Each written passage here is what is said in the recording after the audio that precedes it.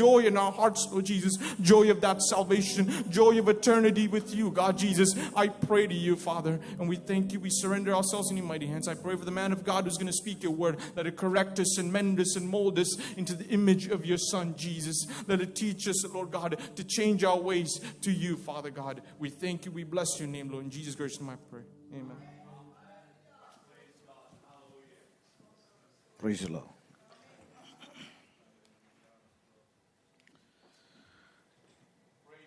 Praise the Lord. നമ്മുടെ കരങ്ങളെ ഉയർത്തി കർത്താവിന് മഹത്വം കൊടുക്കുക. Hallelujah, hallelujah. കർത്താവിൻ്റെ പരിശുദ്ധ നാമത്തിന് മഹത്വം ഉണ്ടാകട്ടെ. വളരെ അനുഗ്രഹിക്കപ്പെട്ട വിശുദ്ധ പകലിനായി ദൈവത്തെ സ്തുതിക്കുന്നു. കർത്താവിൽ ബഹുമാന്യ ദൈവദാസൻ കുടുംബം, കടന്നു വന്ന ദൈവമക്കൾ, എല്ലാ പ്രിയപ്പെട്ടവർക്കും യേശു കർത്താവിൻ്റെ നാമത്തിൽ സ്നേഹവന്ദനം.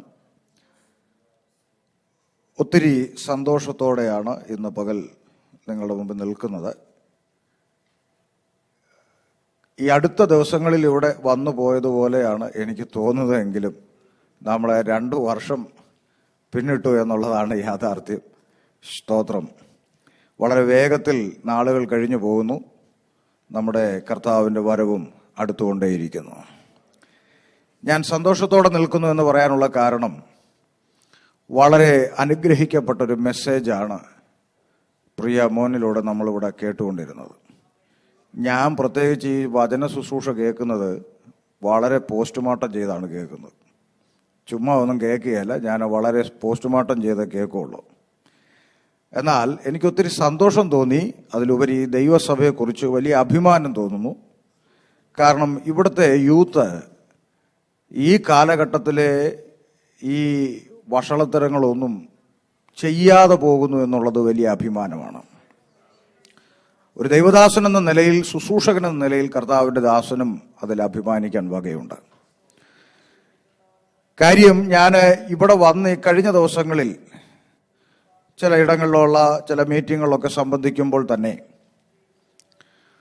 ഒരു പാസ്റ്റർ ഇങ്ങനെ പറഞ്ഞു, പൗലോസ് കപ്പൽ ഛേദത്തിൽ അകപ്പെട്ട് പോയ വിഷയത്തെക്കുറിച്ച് ഇങ്ങനെ ഒന്ന് പരാമർശിച്ചപ്പോൾ അദ്ദേഹം ഇങ്ങനെ പറഞ്ഞു, പൗലോസ് സ്വപ്നത്തിൽ പോലും വിചാരിച്ചതല്ല കപ്പൽ തകരുകയും മെലിത്ത ദ്വീപിൽ വരികയും ചെയ്യുമെന്നൊക്കെ ഉള്ളത്. പൗലോസ് സ്വപ്നത്തിൽ പോലും വിചാരിച്ചതല്ല എന്ന് പറഞ്ഞൊന്ന് അങ്ങോട്ട് ബൂസ്റ്റ് ചെയ്തപ്പോൾ ഞാൻ നോക്കി, അവിടെ ഇരുന്ന ഡിഗ്രി ഉള്ളവരെല്ലാം ആത്മാവിലായി. പക്ഷെ ഞാൻ വായിച്ച ബൈബിളിൽ മുന്നറിയിപ്പ് കൊടുത്തതേ പൗലോസാണ്. ഈ യാത്രയിൽ കപ്പലിന് മാത്രമല്ല, നമ്മുടെ പ്രാണനും കഷ്ടനഷ്ടങ്ങളുണ്ടാകും, പ്രാണന് ദോഷം വരത്തില്ല. ഇത് പറഞ്ഞിട്ട് പൗലോസിന്റെ വാക്കുകൾ കേൾക്കാതെ ക്രേത്തയിൽ നിന്ന് കപ്പൽ നീക്കിയത് നിമിത്തം കഷ്ടനഷ്ടങ്ങൾ ഉണ്ടായപ്പോൾ അതൊന്നും നോക്കാൻ ആർക്കും സമയമില്ല. പൗലോസിന് സ്വപ്നത്തിൽ പോലും എന്ന് പറഞ്ഞപ്പോഴത്തേക്ക് എല്ലാവരും ആത്മാവിലായി. ഞാൻ അങ്ങനെ ആത്മാവിൽ അങ്ങനെ കൈയടിക്കുന്ന ആളല്ല. ഞാനിരുന്ന് പരിശോധിക്കും, പോസ്റ്റ്മോർട്ടം ചെയ്യും. അവിടെയാണ് ഞാൻ പറഞ്ഞത്, വളരെ അനുഗ്രഹീതമായി പ്രിയ സഹോദരൻ സംസാരിച്ചു. ഞാൻ ആ ഭാഗത്തോട് 1-2 കാര്യങ്ങളൊന്ന് ആഡ് ചെയ്തേച്ച വചന ശുശ്രൂഷയിലേക്ക്, അല്ലെങ്കിൽ ഞാൻ ചിന്തിച്ച വിഷയത്തിലേക്ക് വരുവാൻ ആഗ്രഹിക്കുക. പ്രിയ മോന് ആ കാര്യങ്ങൾ ഇങ്ങനെ പ്രസംഗിക്കുമ്പോൾ എൻ്റെ മനസ്സിലേക്ക് പെട്ടെന്ന് ഓടി വന്നൊരു വാക്യം, യോഹന്നാന്റെ സുവിശേഷം 14-ാം അധ്യായം 26-ാം വാക്യത്തിൽ ഇങ്ങനെ പറഞ്ഞു. എന്താണ്? പിതാവ് എൻ്റെ നാമത്തിൽ അയപ്പാനുള്ള പരിശുദ്ധാത്മാവെന്ന കാര്യസ്ഥൻ നിങ്ങൾക്ക് സകലതും ഉപദേശിച്ചു തരികയും, അതാണ് വാക്യം. ഞാൻ നിങ്ങളോട് പറഞ്ഞത് നിങ്ങൾ എന്ത് ചെയ്യും? നിങ്ങളെ ഒന്ന് ഓർമ്മപ്പെടുത്തും. അപ്പോ യേശുക്രിസ്തു നമ്മളെ പഠിപ്പിച്ച കാര്യം, നമ്മളെ, അതായത് ഇത് കർത്താവ് ഭൂമിയിൽ ജീവനോടിരുന്നപ്പോൾ പറഞ്ഞതാ. പക്ഷെ ഇത് എപ്പോ സംഭവിക്കും? കർത്താവ് ഉയർത്തപ്പെട്ട് അതിനുശേഷം പരിശുദ്ധാത്മാവ് ഇറങ്ങി വന്നതിന് ശേഷം ഈ പരിശുദ്ധാത്മാവിന്റെ ഡ്യൂട്ടിയാണ് യേശു കർത്താവ് പഠിപ്പിച്ച കാര്യങ്ങൾ നമ്മുടെ ഓർമ്മയിലേക്ക്, നമ്മൾ മറക്കുന്നവരാ. അതുകൊണ്ട് നമ്മുടെ ഓർമ്മയിലേക്ക് ഇതൊന്ന് കൊണ്ടുവരിക എന്നുള്ളത് പരിശുദ്ധാത്മാവ് നിങ്ങളിൽ വരുമ്പോൾ സംഭവിക്കുന്ന കാര്യമാണ്.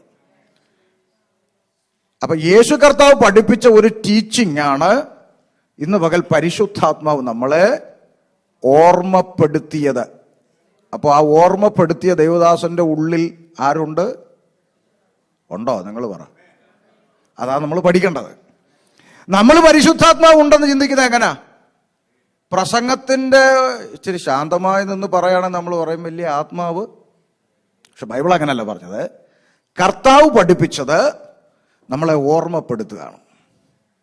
ഇനി എന്താ ഓർമ്മപ്പെടുത്തിയത്? ഞാൻ ആ ഭാഗം ഇങ്ങനെ പ്രിയ സഹോദരൻ സംസാരിക്കുമ്പോൾ ഞാനിങ്ങനെ നോക്കുകയായിരുന്നു.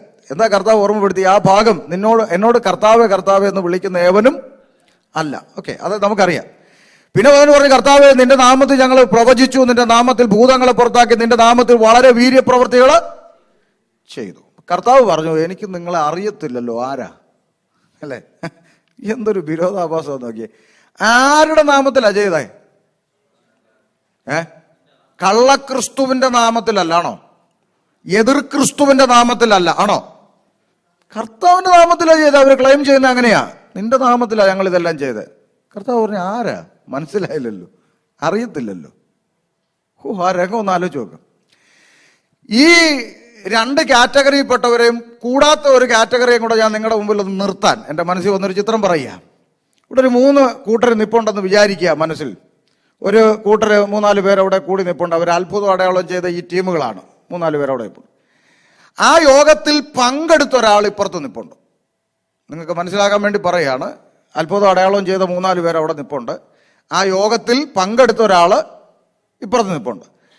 ഇതൊന്നുമല്ലാത്തൊരു ആള് മൂന്നാമത് നിപ്പുണ്ട്, യേശു ക്രിസ്തു.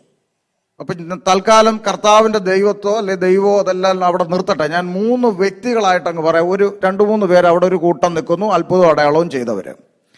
ഇപ്പുറത്തൊരു കൂട്ടർ ആ യോഗത്തിൽ സംബന്ധിച്ച ആള്, ഇപ്പുറത്ത് ഇതൊന്നുമല്ലാത്ത ഒരു ദൈവദാസൻ നിന്നു. അപ്പൊ ഈ ദൈവദാസൻ പറയാണ്, ഈ അത്ഭുതവും അടയാളവും വീര്യപ്രവൃത്തിയും ഇതൊക്കെ ചെയ്തത് കൊണ്ടൊന്നും നിങ്ങൾ എങ്ങോട്ട് പോകത്തില്ല, സ്വർഗരാജ്യത്തിൽ പോകത്തില്ലെന്ന് പറഞ്ഞപ്പോൾ ഈ അത്ഭുതം ചെയ്തവരും ഈ പറഞ്ഞ ദൈവദാസനും അല്ലാത്തൊരു കൂട്ടർ ഇരിപ്പുണ്ട്. അല്ലേ? അതാരാ? ആ യോഗത്തെ സംബന്ധിച്ച് പുള്ളി ഇങ്ങോട്ട് വന്നിട്ട് പറയാം, നിങ്ങൾ വിധിക്കരുത്, ഞാൻ എൻ്റെ കണ്ണുകൊണ്ട്. മനസ്സിലാകുന്നോ? ഈ മൂന്നാമത്തെ ആള് പറയാണ്, ഞാൻ ആ യോഗത്തില് ഉണ്ടായിരുന്നു, എൻ്റെ മുമ്പിൽ വെച്ചാണ് അവിടെ മുടന്തൻ. നിങ്ങൾക്ക് പിടികിട്ടിയില്ല ഞാൻ പറഞ്ഞ എന്താന്ന്. Price the Lord. എന്റെ കൺമുമ്പിൽ വെച്ച ഇതെല്ലാം നടന്നത്. കർത്താവിന്റെ നാമത്തിൽ അവരിതെല്ലാം. പക്ഷെ ആ കർത്താവ് പറയാ, എനിക്ക് നിങ്ങളെ പിടികിട്ടുന്നുണ്ടോ ആഴം? എന്തൊരവസ്ഥയാന്ന് നോക്കി. അപ്പൊ എന്തുകൊണ്ടാണ് ഇത് പറഞ്ഞ? അത്ഭുതമില്ലെന്നാണോ? അങ്ങനെയല്ല. അത്ഭുതമില്ലെന്നോ അടയാളമില്ലെന്നോ അല്ല. അതിന്റെ താഴേക്ക് വായിക്കുമ്പോൾ അവിടുത്തെ പൊതു പ്രശ്നം എന്താണെന്ന് അവിടെ എഴുതി. എന്താണെന്നറിയാമോ? ഈ അത്ഭുതം ചെയ്തവരും അടയാളം ചെയ്തവരും ഒന്നും യേശുവിന്റെ നാമത്തിലല്ല ചെയ്തതെന്നല്ല, യേശുവിന്റെ നാമത്തിലാണ്. അവിടെ നടന്നത് ഒരു മാജിക് ആയിരുന്നോ? അല്ല, റിയൽ മിറക്കിൾസ് തന്നെയാണ്. പക്ഷെ പ്രശ്നം എന്താന്ന് വെച്ചാൽ അടിസ്ഥാനം പാറയല്ല, അടിസ്ഥാനം മണലായിപ്പോയി. താഴേക്ക് വായിച്ചാൽ നിങ്ങൾക്കറിയാം. തൊട്ട് താഴെ അതിന്റെ 24 വേഴ്സ് 24. ആ, അടുത്തത്. ആ ആ അത് വീണില്ല.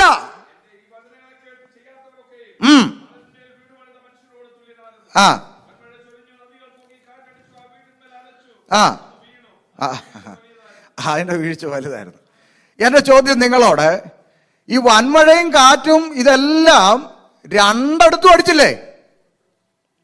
വചനത്തിൽ നിൽക്കുന്നവന്റെ മേലും കാറ്റുണ്ട്, വചനത്തിൽ നിൽക്കുന്നവന്റെ മേലും വൻമഴയുണ്ട്, വചനത്തിൽ നിൽക്കുന്നവനും വലിയ പ്രതികൂലങ്ങളുണ്ട്. പക്ഷെ വീഴാതിരിക്കണമെങ്കിൽ അടിസ്ഥാനം ദൈവത്തിന്റെ വചനമായിരിക്കണമെന്നുള്ളതാണ്. ഹല്ലേലൂയ. അപ്പൊ മിറക്കിൾസ് ഇല്ലെന്നല്ലല്ലോ പറഞ്ഞത്. അത്ഭുതങ്ങളും അടയാളങ്ങളും എല്ലാം ദൈവസഭയ്ക്കുള്ളതാ.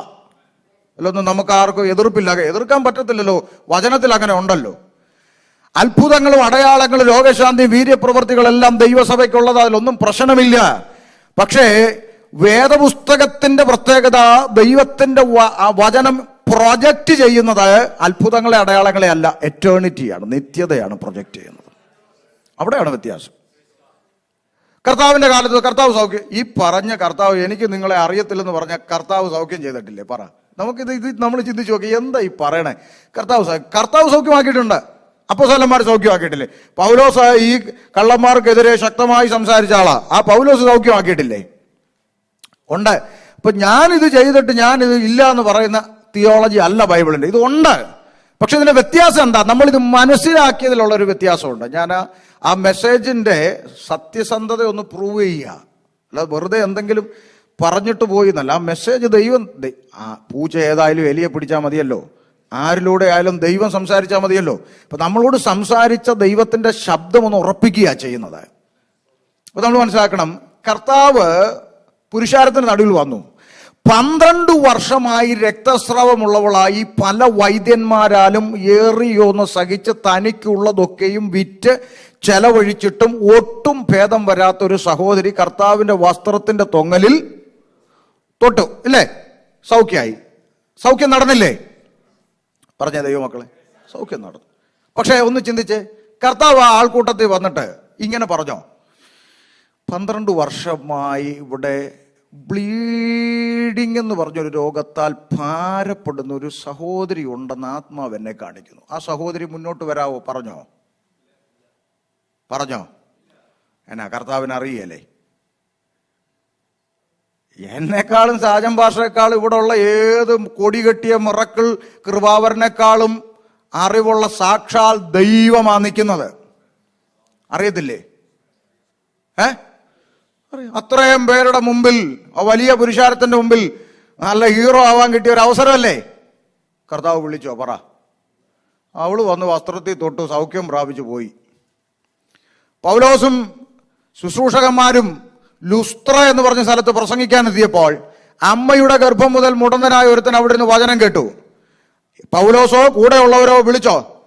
ദൈവാത്മാവ് എന്നെ കാണിക്കുന്നു, അമ്മയുടെ ഗർഭം മുതൽ മുടന്തനായിട്ടുള്ളൊരു സഹോദരൻ ഇവിടെ എവിടെയോ ചുരുണ്ടുകൂടി ഇരിപ്പുണ്ട്. ഉണ്ടോ ലേലം വിളിച്ചോ? പക്ഷെ സൗഖ്യം നടന്നില്ലേ? നിങ്ങൾക്ക് പിടി കിട്ടുന്നുണ്ടോ? അപ്പൊ ദൈവിക സൗഖ്യം ദൈവം ചെയ്യും.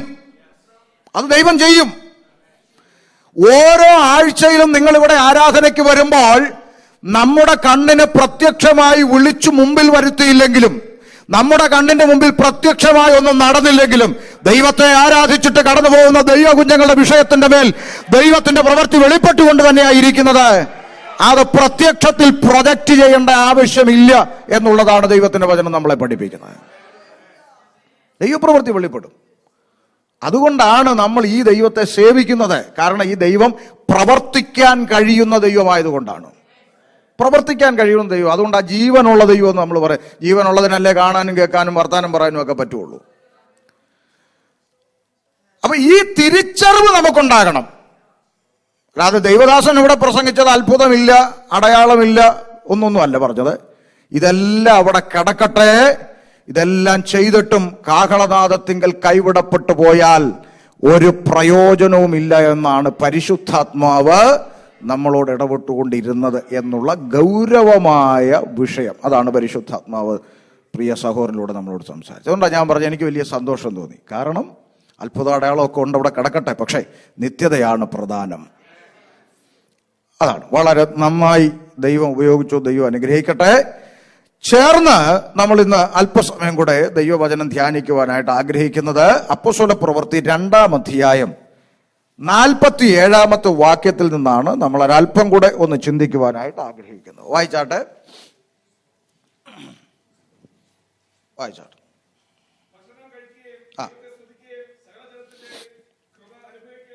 അടുത്ത വാക്യം. കർത്താവ് രക്ഷിക്കപ്പെടുന്നവരെ ദിനം പ്രതി സഭയോട് ചേർത്തുകൊണ്ടിരുന്നു. മതി. കർത്താവ് രക്ഷിക്കപ്പെടുന്നവരെ ദിനം പ്രതി സഭയോട് നമുക്കറിയാം, ഇത് ഒരു സുവിശേഷ യോഗമല്ല, ഇത് ഒരു സഭായോഗമാണ്. ദൈവകുഞ്ഞുങ്ങൾ ദൈവത്തെ ആരാധിക്കുന്ന ഇടമാണ്. ഇവിടെ ഏറെക്കുറെ എല്ലാവരും രക്ഷിക്കപ്പെട്ട ദൈവമക്കളാണ്. പുറത്തു നിന്ന് അങ്ങനെ ആ അനുഭവം ഇല്ലാത്തവരാരും ഇവിടെ ഉണ്ടെന്ന് എനിക്ക് തോന്നുന്നുമില്ല. അതുകൊണ്ട് തന്നെ ആമേൻ, കർത്താവ് രക്ഷിക്കപ്പെടുന്നവരെ ദിനം പ്രതി സഭയോട് ചേർത്തുകൊണ്ടിരുന്നു എന്നുള്ളതാണ് വായിക്കുന്നത്. എന്താണ് സഭ? നമുക്ക് സഭയെക്കുറിച്ചുള്ള അറിവ് എന്താണ് നമ്മൾ പഠിക്കേണ്ടതുണ്ട്. എന്താണ് സഭ? നമ്മൾ ചിലർ പറയും അസംബ്ലീസ് ഓഫ് ഗോഡ്, ചിലർ പറയും ചർച്ച് ഓഫ് ഗോഡ്, ചിലർ പറയും India Pentecostal church of God. പിന്നെ വേറെ കൂട്ടർ പറയും ഇതെല്ലാം ഓഫാ, ഞങ്ങൾ അങ്ങനല്ല, ഷാരോൺ, അത് ഓണാ, മറ്റേതെല്ലാം ഓഫാ. Assemblies of God, church of God, India Pentecost church of God, Shar on, അത് ഓണാന്നാ പറയുന്നത്. അപ്പോ ഇതെല്ലാം Sharon church, assemblies of God, IPC, അല്ലെങ്കിൽ പിന്നെ പിന്നെ പിന്നെ പിന്നെ ഇങ്ങനെ പുതിയതെല്ലാം ഉണ്ടല്ലോ. ഒരക്ഷരം ഇപ്പുറത്തോട്ട് മാറ്റി ഒരക്ഷരം ഇപ്പുറത്തോട്ട് ഇട്ട് കഴിയുമ്പോൾ അടുത്ത ചർച്ച് ഇത് തിരിഞ്ഞും മറിഞ്ഞും എല്ലാം കിടക്കുക. അപ്പൊ എന്താണ് സഭ എന്ന ചോദ്യത്തിന് നമ്മൾ പറയും IPC, AG, church of God, Shalom, Sharon, ഇതൊന്നും സഭയല്ല. പിണങ്ങരുത്, പ്രസംഗം തീർന്നില്ലല്ലോ, അതുകൊണ്ട് പിണങ്ങരുത്. ഇത്രയും പറഞ്ഞ് നിർത്തുകയാണെങ്കിൽ ആ പ്രശ്നം നിർത്തിയില്ല. ഇതൊന്നും സഭയല്ല, ഇതെല്ലാം സംഘടനകളാണ്, പ്രസ്ഥാനങ്ങളാണ്, സംഘടനകളാണ്. എന്നാൽ ഈ സംഘടനയ്ക്കകത്തെല്ലാം എന്തുണ്ട്? സഭയുണ്ട്. ആ സഭയെ ചേർക്കുവാനാണ് ആര് വരുന്നത്? കർത്താവ് വരുന്നത്. ആ സഭ എന്താ നമുക്ക് പഠിക്കാം. സഭ എന്താന്നൊക്കെ നിങ്ങൾക്ക് അറിയാമെന്ന് എനിക്കും അറിയാം, എന്നാലും വേറെ ചില ചിന്തകളാണ് പറയുന്നത്. അപ്പോ IPC, AG, church of God, Shalom, Sharon തുടങ്ങിയതെല്ലാം പ്രസ്ഥാനങ്ങളാണ്. ഈ പ്രസ്ഥാനങ്ങളിലെല്ലാം സഭയുണ്ട്, ഉണ്ട്. എന്നാൽ ഈ പ്രസ്ഥാനത്തെ ഉൾപ്പെട്ടവരെ കൊണ്ടുപോകാനല്ല യേശു വരുന്നത്. ആണോ? അല്ല, സഭയെ ചേർക്കാൻ. IPCക്ക് അകത്ത് സഭയുണ്ട്. അപ്പോൾ തന്നെ പ്രസ്ഥാനത്തിന്റെ അകത്ത് കസേരയ്ക്ക് അടിക്കുന്നവരില്ലേ? ഇല്ലേ? ആരാധന കഴിഞ്ഞ് കർത്തൃമേശം കഴിഞ്ഞ് വിശുദ്ധ ചുംബനവും കൊടുത്തേച്ച് കസേര എടുത്തടിക്കുന്ന കമ്മിറ്റിക്കാരില്ലേ? ഇല്ലേന്ന്? ഉണ്ട്. ഇവരെല്ലാം IPCയിലല്ലേ? ഇവരെല്ലാം AGയിലല്ലേ? ഇവരെല്ലാം ചർച്ച് ഓഫ് ഗോഡിലല്ലേ? ഈ കസേര കൊണ്ട് അടിക്കാൻ നിന്നവനെ കൊണ്ടുപോകാനാണോ കർത്താവ് വരുന്നത്? അല്ല. ഇതിലൊന്നും പെടാതെ സഭയുടെ ആഭ്യന്തര കാര്യങ്ങളിലോ സഭയുടേതായ മറ്റു വിധ കാര്യങ്ങളിലോ ഈ കമ്മിറ്റികളിലോ കസേരകളിലോ ഇതൊന്നിലും പെടാതെ എനിക്ക് എൻ്റെ കർത്താവിനെ ആരാധിക്കണം, ആമേൻ, എനിക്ക് കർത്താവിന്റെ വരവിൽ എടുക്കപ്പെടണം, ആമേൻ, വേർപാടോടുകൂടെ ജീവിക്കണം, വിശുദ്ധ ജീവിതം നയിക്കണം, വല്ലവിധേനം കാഹളനാദത്തിങ്കിൽ എടുക്കപ്പെടണം. അതുകൊണ്ട് കുറുകി ഞരങ്ങി കാത്തിരിക്കുന്ന കുറുപ്രാവിനെ പോലെ ആമേൻ കർത്താവിന്റെ വരവിനായി നോക്കി പാർത്തുകൊണ്ട് ജീവിക്കുന്ന ഒരു കൊച്ചു കൂട്ടം ഈ പറയപ്പെട്ട എല്ലാ ഡിനോമിനേഷന്റെ അകത്തുമുണ്ട്. അവരെ ചേർക്കുവാനാണ് കർത്താവ് വരുന്നത്. നമ്മൾ ആ കൂട്ടത്തിലാകണമെന്നാണ് പറയുന്നത്. സ്തോത്രം. നമ്മൾ ആ കൂട്ടത്തിൽ, അല്ലാതെ നമ്മൾ ഇവിടെ കമ്മിറ്റിക്കാർ തമ്മിൽ ഒരു പ്രശ്നം ഉണ്ടാക്കി രണ്ടുപേരും അങ്ങോട്ടും ഇങ്ങോട്ടും അടികൂടി ഉടനെ നമ്മൾ പറയാം ഞാൻ ഇനി ആ ചർച്ചില്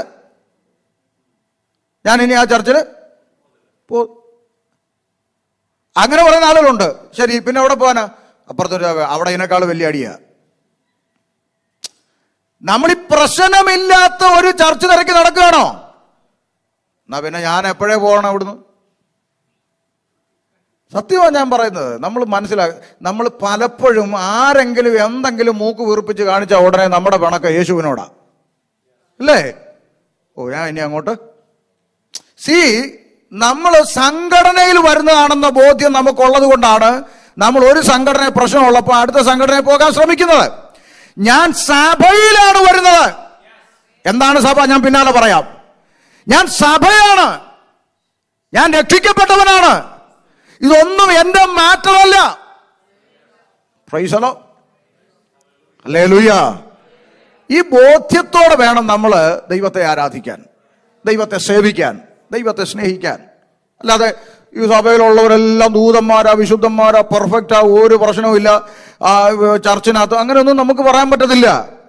ഒരർത്ഥത്തിൽ പറഞ്ഞാൽ നോഹയുടെ പെട്ടകം ഒന്ന് ചിന്തിച്ചു നോക്ക്. നോഹയുടെ പെട്ടകം, നോഹ അതിൻ്റെ അകത്ത് കിടക്കുക അല്ലേ?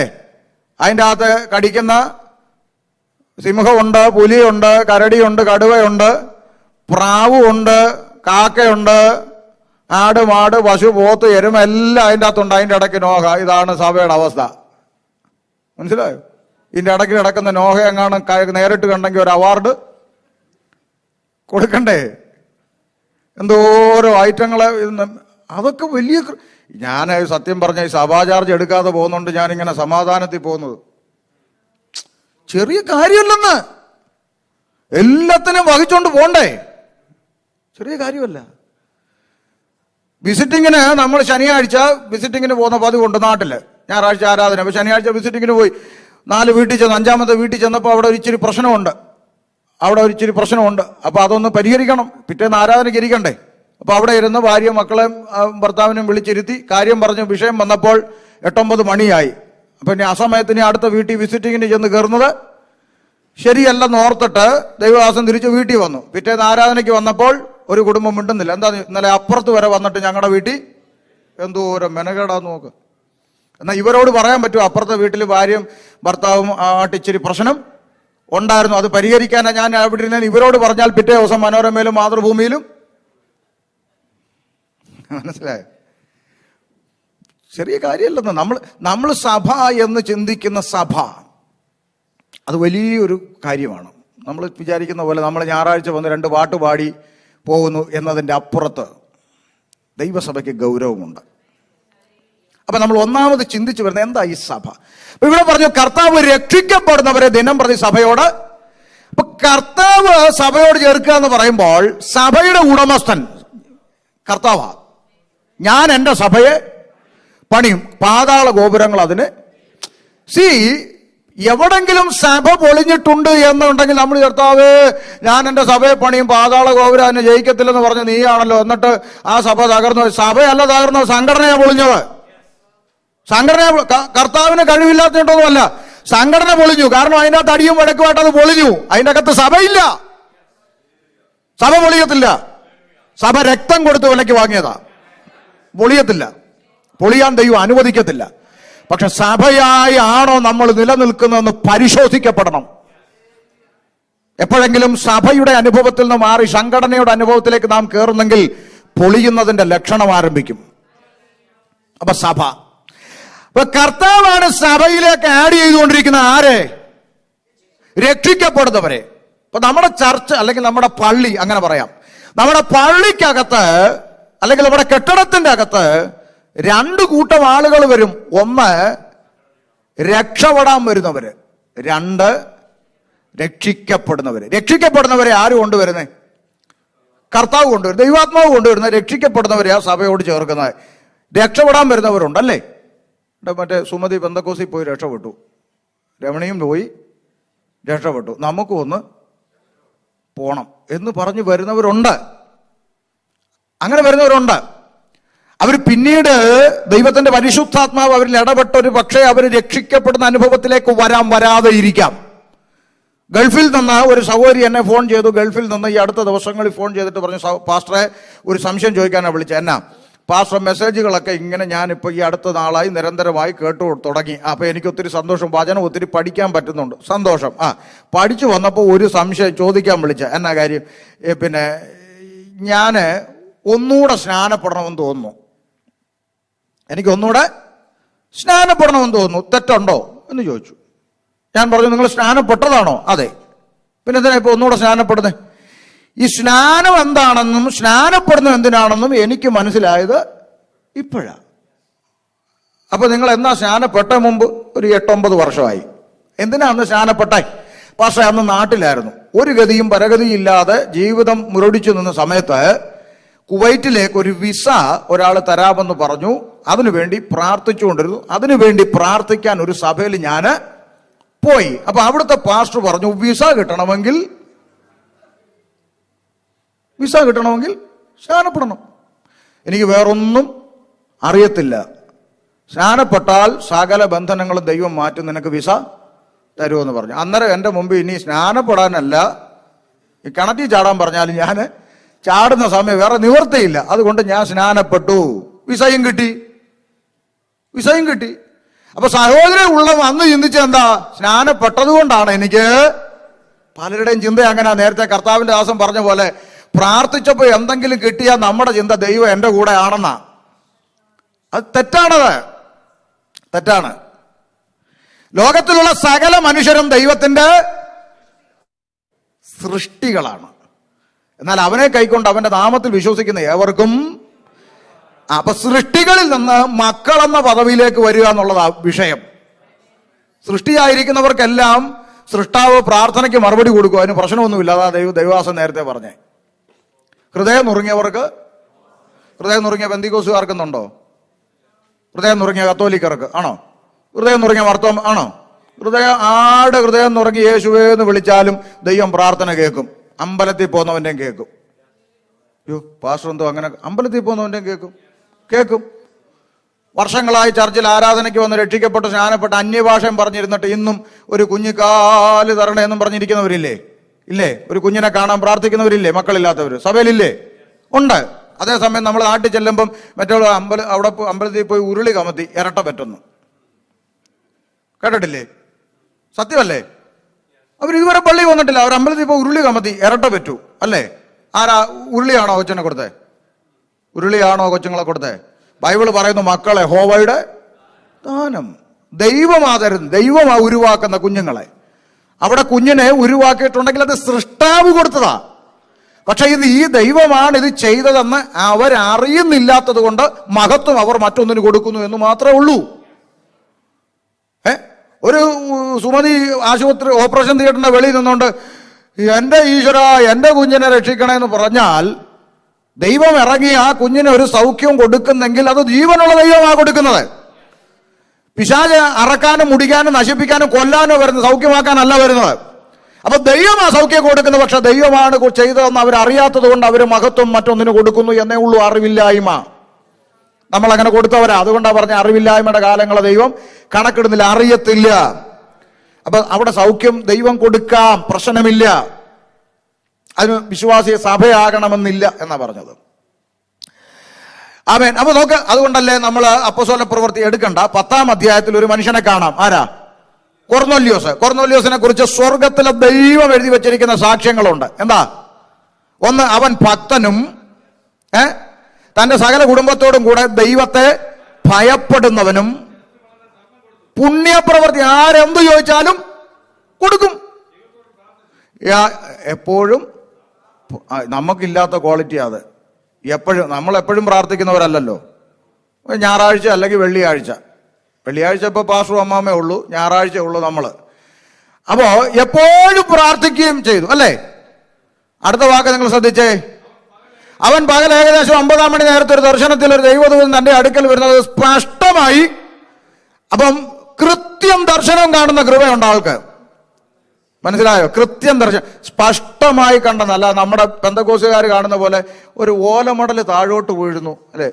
ഞാൻ ഇങ്ങനെ പ്രാർത്ഥിക്കുമ്പോഴേടി ചക്കപ്പഴം ഇങ്ങനെ പഴുത്ത് ഇങ്ങനെയൊക്കെ പറയുന്നതൊക്കെ കേട്ടിട്ടുണ്ട്. അതുകൊണ്ട് പറയാം, ചക്കയും മാങ്ങയും തേങ്ങയൊന്നും അല്ല, പുള്ളി കണ്ടു, സ്പഷ്ടമായിട്ട് കണ്ടു. അപ്പൊ നിങ്ങൾ ചോദിക്കും, അപ്പൊ ചക്കയും മാങ്ങയൊക്കെ കണ്ടോ? ദർശനമെന്ന് പറയരുത്, ഒരു സ്വപ്നം കണ്ടെന്ന് പറഞ്ഞു, കുഴപ്പമില്ല.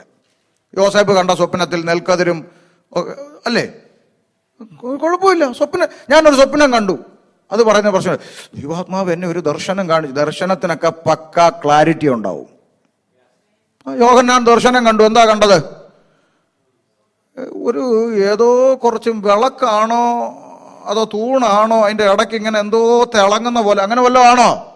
യോഹന്നാൻ പറ, 7 പൊന്നില വിളക്കുകളുടെ നടുവിൽ മാറത്ത് പൊൻകച്ച കെട്ടിയവനായി, വെള്ളോടിന് സദൃശമുള്ള കാലുകളുള്ളവനായി, അഗ്നിജ്വാലയ്ക്കൊത്ത കണ്ണുള്ളവനായി, രാജമുടി ധരിച്ചവനായി, പെരുവെള്ളത്തിന്റെ ഇരച്ചിൽ പോലെ ശബ്ദം പുറപ്പെടുന്നവനായി. അല്ലേ? എന്തൊരു ക്ലാരിറ്റി! ദർശനം. ദൂതൻ അകത്ത് വരുന്നത് സ്പഷ്ടമായി കണ്ടു. അപ്പൊ 5-ാമത്തെ യോഗ്യത ദർശനം കണ്ടു. എന്നിട്ട് കൊർന്നോല്യോസേ എന്ന് തന്നോട് പറയുന്നതും കേട്ടു. അടുത്ത വാക്കെന്താ? അവൻ ഉറ്റുനോക്കി ഭയപരവശനായി. എന്താ കർത്താവേ എന്ന് ചോദിച്ചു.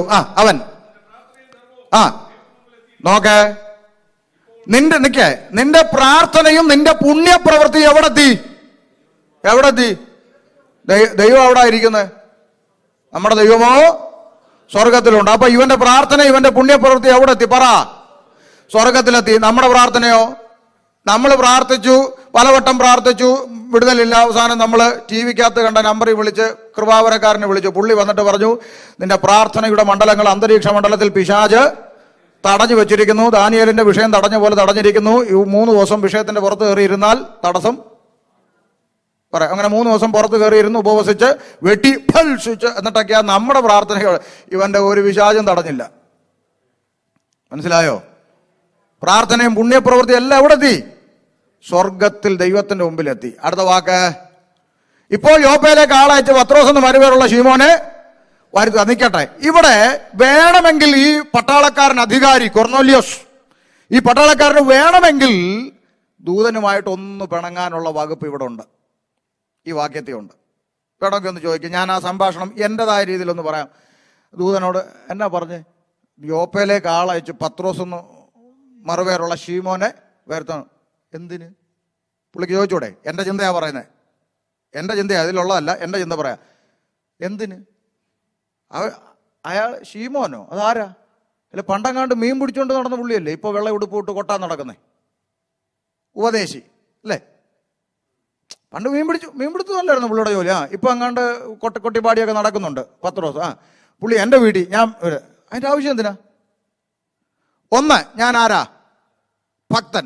2, കുടുംബമായിട്ട് ദൈവത്തെ ഭയപ്പെടുന്നവൻ. 3, പുണ്യപ്രവൃത്തി ചെയ്യുന്നു. 4, എപ്പോഴും പ്രാർത്ഥിക്കുന്നു. ഇതെല്ലാം പോരട്ടെ, ദൈവദൂതനകത്ത് വരുന്നത് സ്പഷ്ടമായിട്ട് കണ്ടു. അതും പോട്ടെ, എൻ്റെ പ്രാർത്ഥന എൻ്റെ പുണ്യപ്രവൃത്തികളും എല്ലാം എവിടെ എത്തിയെന്നാ നീ പറഞ്ഞേ? സ്വർഗത്തിൽ ദൈവത്തിന്റെ അടുത്തെത്തി. ഇനി കണ്ട ഉപദേശിമാരെയൊക്കെ എൻ്റെ വീട്ടിൽ വിളിക്കേണ്ട കാര്യം എന്താ? അവിടെ ദൂതനൊരു മറുപടി പറയും, കൊർന്നേലിയോസേ, നിന്റെ പ്രാർത്ഥനയും നിന്റെ പുണ്യപ്രവൃത്തിയൊക്കെ അവിടെ എത്തി, പക്ഷെ നീ അവിടെ എത്തത്തില്ല. നീ എത്തണമെങ്കിൽ ഉപദേശിയെ വിളിക്കണം. ഞാൻ പറഞ്ഞ വിഷയം പിടി കിട്ടിയോ? അപ്പൊ പുറത്തുള്ളവൻ പറയുക, ഞാൻ ഇന്ന് വരെയും ചോദിച്ചതൊക്കെ ദൈവം എനിക്ക് കാര്യം എന്താ? ദൈവം എല്ലാം എന്നെ കാണിക്കും. എന്നെ കാണിക്കാതെ ദൈവം ഒന്നും ആയിക്കോട്ടെ, ഇവിടെ കാണിച്ചല്ലോ. പക്ഷേ ഇതെല്ലാം ചെയ്തത് കൊണ്ട് നീ അവിടെ എത്തണമെന്നില്ല. നീ എത്തണമെങ്കിൽ വചനം കേൾക്കണം. 44-ാം വാക്യത്തിൽ എന്താ എഴുതിയിരിക്കുന്ന? 44, പത്രോസ് ഈ വാക്കുകള് പ്രസ്താവിക്കുമ്പോൾ തന്നെ വചനം കേട്ട എല്ലാവരുടെ മേലും എന്തുവന്ന് പറ. അപ്പൊ എന്റെ ചോദ്യം നിങ്ങളോട്, നേരത്തെ പറഞ്ഞ 5 യോഗ്യത അവനുണ്ടായപ്പോഴും എന്തില്ല? പരിശുദ്ധാത്മാവില്ല. അപ്പൊ ഈ 5 യോഗ്യത ഉള്ളത് കൊണ്ട് അവനിൽ പരിശുദ്ധാത്മാവ് ഉണ്ടാകണമെന്നില്ല. അതാ നമ്മളെക്കാളും നല്ല പ്രവൃത്തി ചെയ്യുന്ന ആളുകൾ ഈ സമൂഹത്തിലുള്ള ഉണ്ടാകാൻ കാരണം. അതുകൊണ്ട് അവന് ഈ പരിശുദ്ധാത്മാവ് ഉണ്ടാവണമെന്നില്ല. മനസ്സിലായോ? പരിശുദ്ധാത്മാവ് അവന്റെ മേൽ വന്നപ്പോൾ അവരെല്ലാവരും രക്ഷയിലേക്കും സ്നാനത്തിലേക്കും നയിക്കപ്പെടുന്ന രംഗമാണ് നമ്മൾ അവിടെ കാണുന്നത്. അപ്പോഴാണ് ആ വ്യക്തി നിത്യതയ്ക്ക് അവകാശിയായി മാറുന്നത്. അതാ നേരത്തെ പറഞ്ഞ ദൈവദാസൻ പറഞ്ഞേ, ഇതെല്ലാം കിട്ടും, പക്ഷെ ഇതൊന്നും കൊണ്ട് നമ്മൾ അവിടെ എത്തണമെന്നില്ല. അപ്പൊ പള്ളിക്കകത്ത് കയറിയത് കൊണ്ട് നമ്മൾ സഭയാകണമെന്നില്ല. ദർശനം കാണിക്കുന്നു, അതുകൊണ്ട് നീ സഭയാകണമെന്നില്ല. ഈ ചർച്ചിലുള്ള ആരെക്കാളും നല്ലപോലെ ഞാൻ പ്രാർത്ഥിക്കുന്നു, അതുകൊണ്ട് നീ സഭയാകണമെന്നില്ല. ഇല്ല. ആമേൻ. അങ്ങനെ ആകണമെന്നില്ല. പിന്നെ എന്താ സഭ? റോമാലേഖനം 12-ാം അധ്യായം 4-5 വാക്യങ്ങളിലേക്ക് വേഗത്തിൽ വരാം. വായിച്ചു. ഉണ്ടല്ലോ.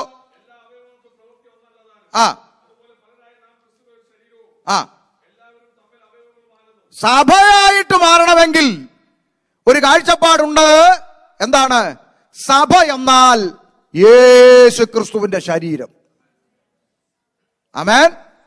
നാം അതിന്റെ പാർട്ടായിരിക്കുന്ന അവയവങ്ങൾ. അത് ചെറിയ കാര്യമല്ലത്. സ്തോത്രം. എന്താ സഭ?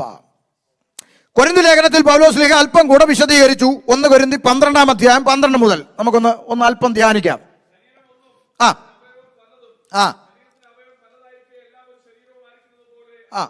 ക്രിസ്തു ഏക ശരീരമാകുമാറ് ഒരേ ആത്മാവിൽ സ്നാനമേറ്റും. അടുത്തത്, ശരീരം ഒരവയവമല്ല, പല അവയവങ്ങൾ ഒരു ശരീരത്തിന്റെ അകത്തുണ്ട്. ഇല്ലേ? ഉണ്ടോ? അതാ സഭ. ക്രിസ്തു എന്ന ശരീരവും നാം ആ ശരീരത്തിന്റെ അങ്ങനാണോ അല്ലയോ എന്ന് നമുക്കിപ്പോ എങ്ങനെ മനസ്സിലാക്കാൻ പറ്റും? അടുത്ത വാക്ക്, ഞാൻ കൈ അല്ലായക കൊണ്ട് ശരീരത്തിലുള്ളതല്ല എന്ന് കാൽ പറയുന്നെങ്കിൽ വരുവോ? പറ. നിങ്ങൾക്ക് അത് മനസ്സിലായോ? കാല് പറയുക ഞാൻ കൈ അല്ലല്ലോ എന്ന് പറഞ്ഞാൽ അത് ഈ ശരീരത്തിലുള്ളതല്ലേ? ആണ്.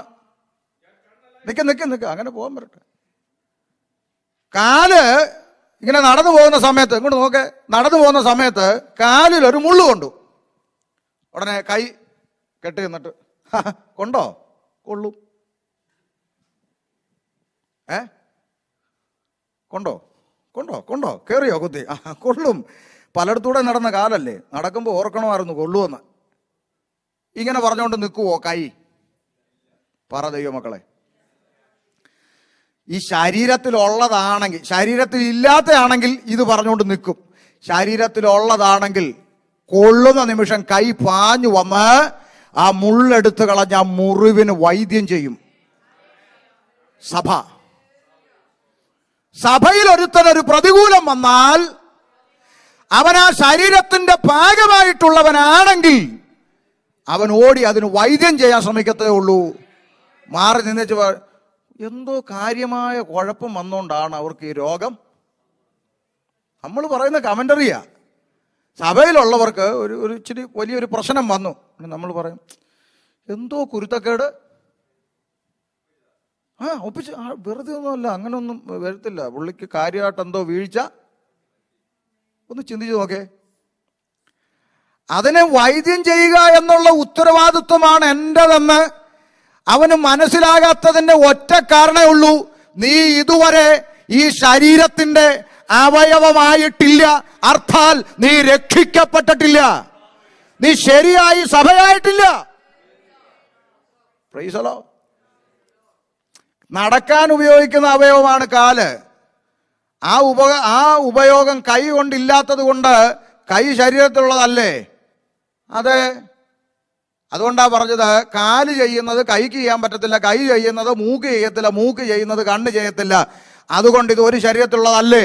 അതെ. ഒരൊറ്റ ദൈവസഭയ്ക്കകത്ത് അവൻ ചെയ്യുന്ന പോലെ നിനക്ക് ചെയ്യാൻ പറ്റത്തില്ലെങ്കിലും നിനക്ക് തന്നൊരു കൃപ അവനും ചെയ്യാൻ പറ്റത്തില്ല. Price the Lord. അതുകൊണ്ടാ കർത്താവ് പറഞ്ഞ് നിങ്ങൾ ഭൂമിയുടെ ഉപ്പാകുന്നു, അല്ലേ? ഉപ്പാകുന്നു. നിങ്ങൾ ഭൂമിയുടെ ഉപ്പാകുന്നു, അല്ലേ? ഉപ്പ. അതിനകത്ത് ഒത്തിരി മർമ്മമുണ്ട്. അതൊരു പ്രസംഗമാണ്, അതിലോട്ട് പോകുന്നില്ല. അതിൽ നിന്ന് ഒരു പോയിന്റ് മാത്രം ഞാൻ എടുക്കാം. ഞാൻ കർത്താവിൻ്റെ ദാസന്റെ വീട്ടിൽ ചെന്ന് ഇരിക്കട്ടെ, ഞങ്ങൾ തമ്മിലാകുമ്പം പറയാനുള്ളൊരു സാഹോദര്യ ബന്ധമുണ്ട്, അതുകൊണ്ട് പറയുക. അപ്പം ദൈവദാസൻ പറഞ്ഞു, പാസ്റ്റർ അമ്മാമ്മയോട് പറഞ്ഞു, എടി ഷമീർ പാസ്റ്റർ വരുന്നു, നീ പിന്നെ എടിയെന്നൊന്നും വിളിക്കുകയല്ല, പുള്ളി മോളെ എന്നാണ് വിളിക്കുന്നത്. ഞാനതെപ്പോഴും ശ്രദ്ധിക്കുന്നൊരു കാര്യമാണ്. മോളെ എന്ന് ചില ആളുകൾ വിളിക്കും, ഇയാൾക്ക് വയസ്സായിട്ടും ഇയാൾ മോളെ, അങ്ങനെയൊക്കെ ചിന്തിക്കും. പക്ഷെ അതൊരു സന്തോഷമാണ് കേൾക്കുന്ന നമുക്കും, അല്ലേ? ഭയങ്കര. നിങ്ങൾക്ക് സന്തോഷമില്ലേ? നിങ്ങൾ സന്തോഷിക്കണമെങ്കിൽ നിങ്ങളെ വിളിക്കണ്ടേ കെട്ടിയോൻ, അല്ലേ? എന്നാലല്ലേ നിങ്ങൾക്ക് സന്തോഷം. നമ്മുടെ നാട്ടിലൊക്കെ ആണെങ്കിൽ മോളെ എന്ന് വിളിക്കുന്ന മുമ്പും പിമ്പും വേറെയൊക്കെ ചേർത്തൊക്കെ ആളുകൾ വിളിക്കും. അങ്ങനെയൊന്നും അല്ല, വളരെ സ്നേഹത്തോടാണ് വിളിക്കുക. അപ്പോൾ പറയും, ദൈവാസിയോട് പറയുക, ഷമീർ പാസ്റ്റർ വന്നു, പിന്നെ നമുക്ക് ഇച്ചിരി ചപ്പാത്തി ഉണ്ടാക്കുക, പെട്ടെന്ന് കൊടുക്കാമെന്നെങ്ങാനും പറഞ്ഞെന്നിരിക്കട്ടെ, ഉദാഹരണം. അപ്പം അമ്മാമ്മ കൂടി അടുക്കളയിലോട്ട് കയറി പെട്ടെന്ന് വന്നു, പിന്നെ ചപ്പാത്തിക്ക് ഇച്ചിരി കറി ഉണ്ടാക്കാനായിട്ട് നോക്കി, മുട്ടക്കറി എങ്ങാനും വെക്കാൻ നോക്കി. നോക്കിയിട്ട് പറഞ്ഞു, അയ്യോ ഉപ്പില്ലെന്നു. ഉപ്പ് ഇല്ല, ഉപ്പ് തീർന്നു പോയി. ഇനിയിപ്പം പാതിരാത്രി അല്ലെങ്കിൽ രാത്രി അസമയത്ത് അയലത്തെ വീട്ടിൽ ചെന്ന് ഉപ്പ് ചോദിക്കുന്ന മോശം. പ്രത്യേകിച്ച് അമേരിക്ക അയലത്തുകാരോട് ഇന്ന് ഉപ്പ് ചോദിക്കുകയല്ലോ.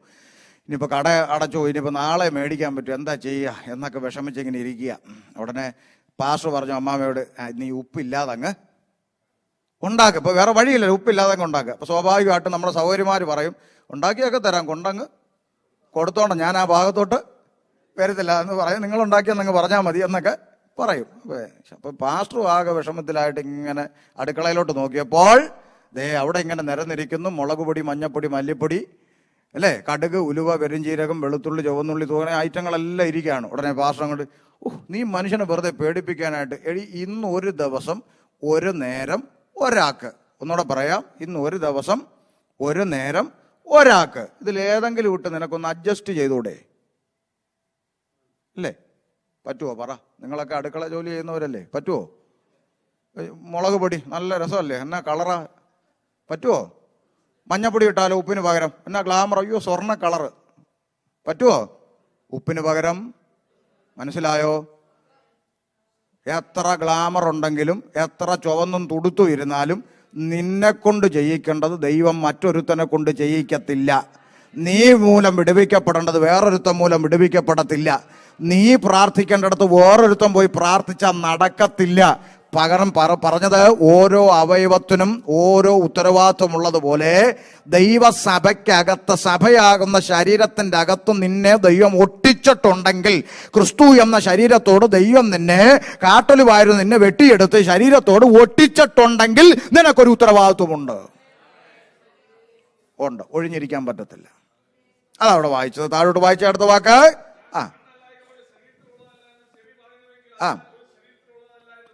കണ്ണല്ല ഞാൻ ചെവിയാ, എനിക്ക് കാണാനൊന്നും പറ്റത്തില്ല. ചെവി പറയാ എനിക്കൊന്നും കാണാൻ പറ്റത്തില്ല, ഞാൻ ചെവിയാ, എനിക്ക് ചെവിയുടെ പരിപാടിയേ ഉള്ളൂ എന്ന് പറഞ്ഞാലും നീ ശരീരത്തിലുള്ളതാണെങ്കിൽ ചെവിക്കകത്തൊരു വണ്ടി കയറിയാൽ ചെവിയിൽ നിന്നാണോ കണ്ണുനീര് വരുന്നേ? പറ, നിങ്ങൾക്ക് അതിന്റെ ആഴം പിടി കിട്ടുന്നുണ്ടോ? ചെവി പറയാ ഞാൻ കണ്ണല്ല, എനിക്കൊന്നും കാണാൻ പറ്റത്തില്ലെന്ന് പറഞ്ഞ് പുള്ളി ഇങ്ങനെ ഇരിക്കുന്ന സമയത്ത് ചെവിക്കകത്തോട്ടൊരു വണ്ടി കയറിപ്പോയി. ചെവിയിൽ നിന്നാണ്, ഇപ്പുറത്തെ ചെവിയിൽ നിന്നാണോ കണ്ണുനീര് വരുന്നത്? പറ. കണ്ണാ നിറയുന്നത്, കണ്ണീന്നാ കണ്ണുനീര് വരുന്നത്. ഈ പുള്ളി പറഞ്ഞു ഞാൻ അതുമായിട്ടൊരു ബന്ധവും ഇല്ലെന്ന് പറഞ്ഞു, പക്ഷെ കരയുന്നത് കണ്ണാ. അതാ സഭ, അതാകണം സഭ. ക്രിസ്തു എന്ന ശരീരത്തിന്റെ അകത്തെ അവയവങ്ങളായി നിൽക്കുന്ന സഭ. Price the Lord. അടുത്ത വാക്ക്.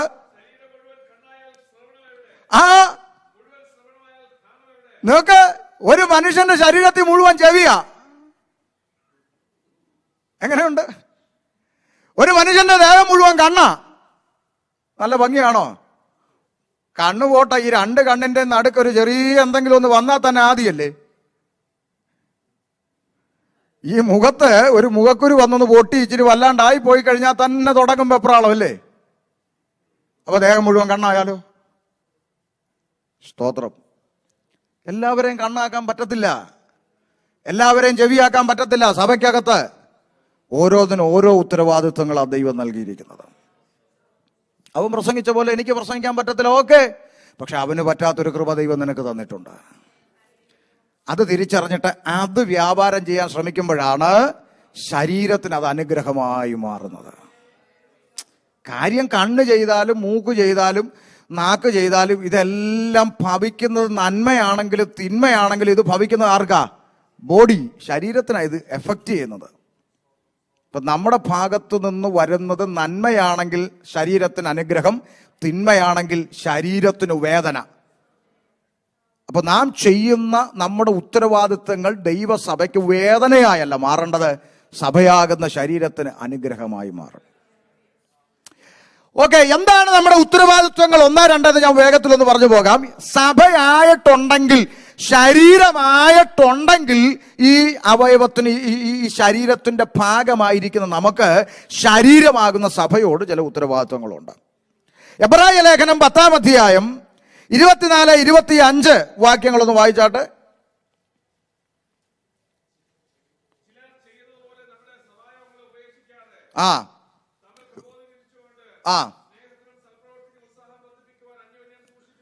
ചിലര് ചെയ്യുന്ന, എല്ലാവരും പറഞ്ഞില്ലല്ലോ, ചിലര് ചെയ്യുന്ന പോലെ സഭായോഗങ്ങൾ ഉപേക്ഷയായി. സഭ നിക്കട്ടെ, സഭായോഗം എന്ത് ചെയ്യരുത്? സ്തോത്രം. നമ്മുടെ ശരീരത്തിൽ നിന്ന് ഒരു കൈ വെട്ടിയെടുത്ത് ഷോക്കേഴ്സിൽ വെച്ച് നമ്മൾ ആരാധനയ്ക്ക് വന്നാൽ എങ്ങനെ ഇരിക്കും? പറ. കൈ മുറിച്ചെടുത്ത് ഷോക്കേഴ്സിൽ വെച്ചു, എന്നിട്ട് നമ്മൾ ചർച്ചയിൽ വന്നിരിക്കുക, എങ്ങനെ ഇരിക്കും? ഈ ശരീരത്തിൽ നിന്ന് ഒരവയവവും മുറിഞ്ഞു മാറിയിരിക്കരുത് എന്നാ പറഞ്ഞത്. സഭായോഗത്തിന് വരുമ്പോൾ എല്ലാവരും വരണം, ഒന്നും മാറിയിരിക്കരുത്. കഷ്ടകാലത്തിന് ഗതികേടിനൊരു കൊറോണ വന്ന് പെട്ടതുകൊണ്ട് പലതും ഇന്നും സൂമിൽ നിന്ന് ഇറങ്ങിയിട്ടില്ല, ഓൺലൈനിൽ ഒട്ടിപ്പോയി. ഫ്രീസലോ, ഓൺലൈനിൽ ഒട്ടിപ്പോയി. ഒരു ശരീരത്തിന്റെ അവയവം, കണ്ണ് ഫിലദൽഫിയയില്, കാല് ന്യൂയോർക്കില് മുറിച്ച് മാറ്റി വെച്ചിട്ട് ഈ അവയവങ്ങളൊന്നും ഇല്ലാത്ത ഒരു ശരീരം ഇവിടെ നിൽക്കുക. നിങ്ങൾ ചിന്തിച്ചു നോക്ക്, അങ്ങനെ ചിന്തിച്ചു നോക്ക്.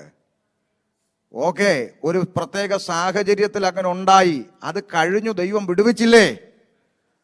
എന്നാലും ഇന്നും എവിടെ ഒട്ടിപ്പോയി? ഓൺലൈനിൽ ഒട്ടിപ്പോയെന്ന്. എന്നാൽ വേദപുസ്തകം അങ്ങനല്ല. സഭായോഗം ഉപേക്ഷയായി വിചാരിക്കരുത്. സഭായോഗം ഉപേക്ഷിക്കരുത്. ഒരു ദൈവപൈതൽ രക്ഷിക്കപ്പെട്ടവനാണെങ്കിൽ ആ രക്ഷിക്കപ്പെട്ട ആ വ്യക്തിയെ സംബന്ധിച്ച് അപ്പോസ്തലപ്രവൃത്തി 2-ാം അധ്യായം 47 നമ്മൾ കുറിവാക്യം വായിച്ചെങ്കിലും അതിന്റെ 42-ാം വാക്യം എന്താ വായിച്ചത്? 42. അവർ അപ്പോസ്തലന്മാരുടെ ഉപദേശം കേട്ടു. അടുത്തത് കൂട്ടായ്മ ആചരിച്ചു. രക്ഷിക്കപ്പെട്ടവന് കൂട്ടായ്മയുണ്ടെന്ന്. സ്തോത്രം. എന്തൊരു കാരണം കൊണ്ടും ഭൗതികമായ എന്തെങ്കിലും നേട്ടം കിട്ടുകൊണ്ടും സഭായോഗം ഉപേക്ഷിക്കരുത്. Price the Lord. നാട്ടിൽ കാണുന്ന ഒരു ചിത്രമുണ്ട്. ഒരുത്തൻ വന്നിരുന്ന് കരയും പ്രാർത്ഥിക്കും, എൻ്റെ പാസ്റ്ററെ ഒരു സെന്റ് വസ്തുവില്ല, ഒരു വീടില്ല, പ്രാർത്ഥിക്കണം. ഇനി ഞാൻ കുടുംബക്കാരുടെയും ബന്ധുക്കാരുടെയും ഒക്കെ നടുവിൽ നിന്ന് ഇറങ്ങി ഒറ്റപ്പെട്ടു, ഇനി അവരുടെ മുഖത്ത് നോക്കാൻ പറ്റത്തില്ല, എനിക്ക് വയ്യ. ദൈവദാസൻ പറഞ്ഞു, ഭാരപ്പെടണ്ട, പ്രാർത്ഥിക്കാം. സഭയായി പ്രാർത്ഥിച്ചു. ഈ മനുഷ്യന് വേണ്ടി ദൈവദാസൻ 3, 7, 21 കുത്തിയിരുന്നു, ഉപവസിച്ചു, കരഞ്ഞു, നിലവിളിച്ചു, പ്രാർത്ഥിച്ചു. സഭ ഒന്നടങ്കം നിലവിളിച്ചു. 1 സെന്റ് വസ്തുവില്ലാത്തവന് ദൈവം 1 ഏക്കർ റബ്ബർ കൊടുത്തു. ദൈവത്തിന്റെ കരുണ, 1 ഏക്കർ റബ്ബർ കൊടുത്തു. ഇപ്പോൾ ഉപവാസം വെച്ചാൽ പുള്ളിക്ക് നേരമില്ല, റബ്ബർ വെട്ടാൻ പോകണം. മനസ്സിലായോ നിങ്ങൾക്ക്? ഇതില്ലാത്തൊരു കാലത്തെക്കുറിച്ച് ആൾ ഓർക്കുന്നില്ലെന്ന്. വല്ലപ്പോഴും ഒന്ന് തിരിഞ്ഞു നോക്കിയാൽ നമുക്ക് ദൈവത്തെ ആരാധിക്കാൻ തോന്നും. രാത്രി മുഴുവൻ അധ്വാനിച്ചു, ഒരു നത്തോലി പോലും കിട്ടിയില്ല എന്ന് പറഞ്ഞ് വല കഴുകിക്കൊണ്ട് നിൽക്കുന്ന പത്രോസ്. നിങ്ങൾക്കറിയാവുന്ന വിഷയമാണ്. പത്രോസ് വല വീഴുന്നു. ആ പടകുകളിൽ യേശു അടുത്ത് വന്നു. ശിമോൻ ഉള്ളതായ ഒന്നിൽ കയറി കരയെന്ന് അല്പം നീക്കാൻ പറഞ്ഞു. അങ്ങോട്ട് നീക്കി. അവൻ സംസാരിച്ചു തീർന്നപ്പോൾ അവൻ ശിമോനോട് ആഴത്തിലേക്ക് നീക്കി മീൻപിടുത്തത്തിന് വല ഇറക്കുമെന്ന് പറഞ്ഞു. അവൻ അങ്ങനെ ചെയ്തപ്പോൾ പെരുത്ത മീൻകൂട്ടം അകപ്പെട്ടു. വല കീറാറായി. അടുത്തുള്ള പടകിലുള്ളവരെ സഹായിപ്പാൻ മാടി വിളിച്ചു. അവരും വന്ന് പടക് 2 മുങ്ങുമാറാകുവോളം വേണ്ടുവോളം നിറച്ചു. നിങ്ങൾ ചിന്തിച്ചേ, ഒരു നത്തോലി പോലും ഇല്ലാതെ നിന്ന് വല കഴിയുക. ഹൃദയത്തിൻ്റെ അകത്ത് ഭാരം. നാളെ ബ്ലേഡുകാരൻ എന്തോ കൊടുക്കും. ബ്ലേഡുകാരൻ, പലിശക്കാരൻ ആരാ? സക്കായി. ഇവൻ എന്ത് കൊടുക്കും? വീട്ടിലെ കാര്യങ്ങൾ എങ്ങനെ നടക്കും, മക്കളുടെ കാര്യം എങ്ങനെ, ഇതെല്ലാം ചിന്തിച്ച് ഭാരപ്പെട്ടുകൊണ്ട് നിൽക്കുമ്പോഴാണ് കർത്താവ് വരുന്നു, പടക് വിട്ടു കൊടുക്കുന്നു, പ്രസംഗിക്കുന്നു. എല്ലാം കഴിഞ്ഞ് ഒരു നത്തോലി പോലും ഇല്ലാത്തവൻ്റെ പടകിൽ ഇപ്പം നെമ്മേഞ്ചൂര കടന്ന് പടക്കുക. അവിടെ ഒരു വാക്യമുണ്ട്. ശിമോൻ പത്രോസ് ഇത് കണ്ടിട്ട് പറ, യേശുവിൻ്റെ കാൽക്കൽ നമ്മളെ കാണുവാണെ എങ്ങോട്ട് വീഴും? പറ, സത്യസന്ധമായി പറ, കള്ളം പറയാതെ. നമ്മളാണ് എങ്ങോട്ട് വീഴും?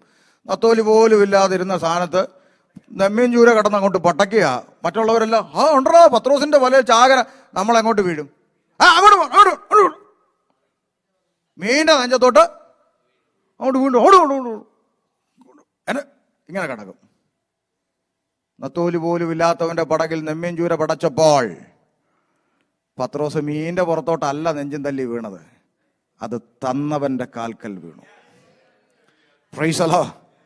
പുറകോട്ടും തിരിഞ്ഞു നോക്കുമ്പോൾ അവൻ ഈ പട്ടണത്തിൽ എങ്ങനെ വന്നു, ഏത് സാഹചര്യത്തിൽ വന്നു, വന്ന ഇടത്താണോ ഞാൻ ഇന്ന് നിൽക്കുന്നത് എന്ന് ചിന്തിക്കുമ്പോൾ അത് തന്നവന്റെ കാൽക്കൽ വീഴേണ്ടതിന് പകരം ലഭിച്ച നന്മയുടെ പുറത്ത് കിടന്ന് പുളയ്ക്കുന്ന ആധുനിക പെന്തക്കോസ്തിന്റെ നടുവിൽ നിന്ന് ഇന്ന് രാത്രി അല്ലെങ്കിൽ ഈ പകലിൽ നന്മയുടെ പുറത്ത് കിടന്ന് പുളയ്ക്കാതെ അത് തന്ന കർത്താവിൻ്റെ പാദപീഠത്തിലേക്ക് വീഴുന്ന ഒരു അനുഭവമായിരിക്കണം സഭയ്ക്കുണ്ടാകേണ്ടത്.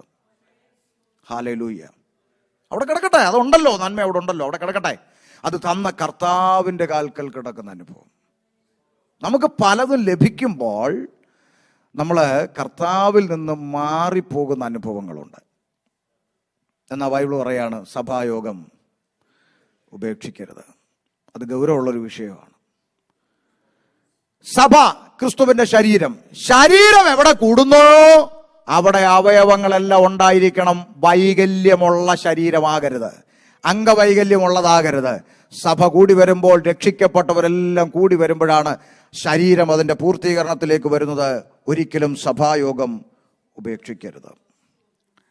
2, സഭയുടെ അല്ലെങ്കിൽ രക്ഷിക്കപ്പെട്ടവന്റെ സഭയോടുള്ള ഉത്തരവാദിത്വത്തിൽ രണ്ടാമത് 1 തെസ്സലോനിക്ക ലേഖനം 5-ാം അധ്യായം 17-ാമത്തെ വാക്യം വായിച്ച്. 1 തെസ്സലോനിക്കർ 5:17. ആ ആ ഇതാണ് സഭയെ, നിങ്ങളെ കുറിച്ച് ദൈവത്തിനൊരു ഇഷ്ടമുണ്ട്. നിങ്ങൾ ഇടപെടാതെ എന്ത് ചെയ്യണം? പ്രാർത്ഥിക്കണം. പ്രാർത്ഥിക്കണം. സഭയ്ക്കൊരു ഉത്തരവാദിത്വമുണ്ട്. ദൈവസഭ എന്ന് പറയുന്ന ക്രിസ്തുവിന്റെ ശരീരം, ആ ശരീരത്തിന്റെ അവയവമായിരിക്കുന്ന എനിക്ക് ഈ ദൈവസഭയെക്കുറിച്ചൊരു ഉത്തരവാദിത്വമുണ്ട്.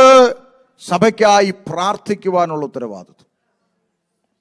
നമ്മളൊന്ന് ആത്മാർത്ഥമായിട്ട് മനസ്സിൽ നമ്മളൊന്ന് ചിന്തിച്ചു നോക്കിയേ.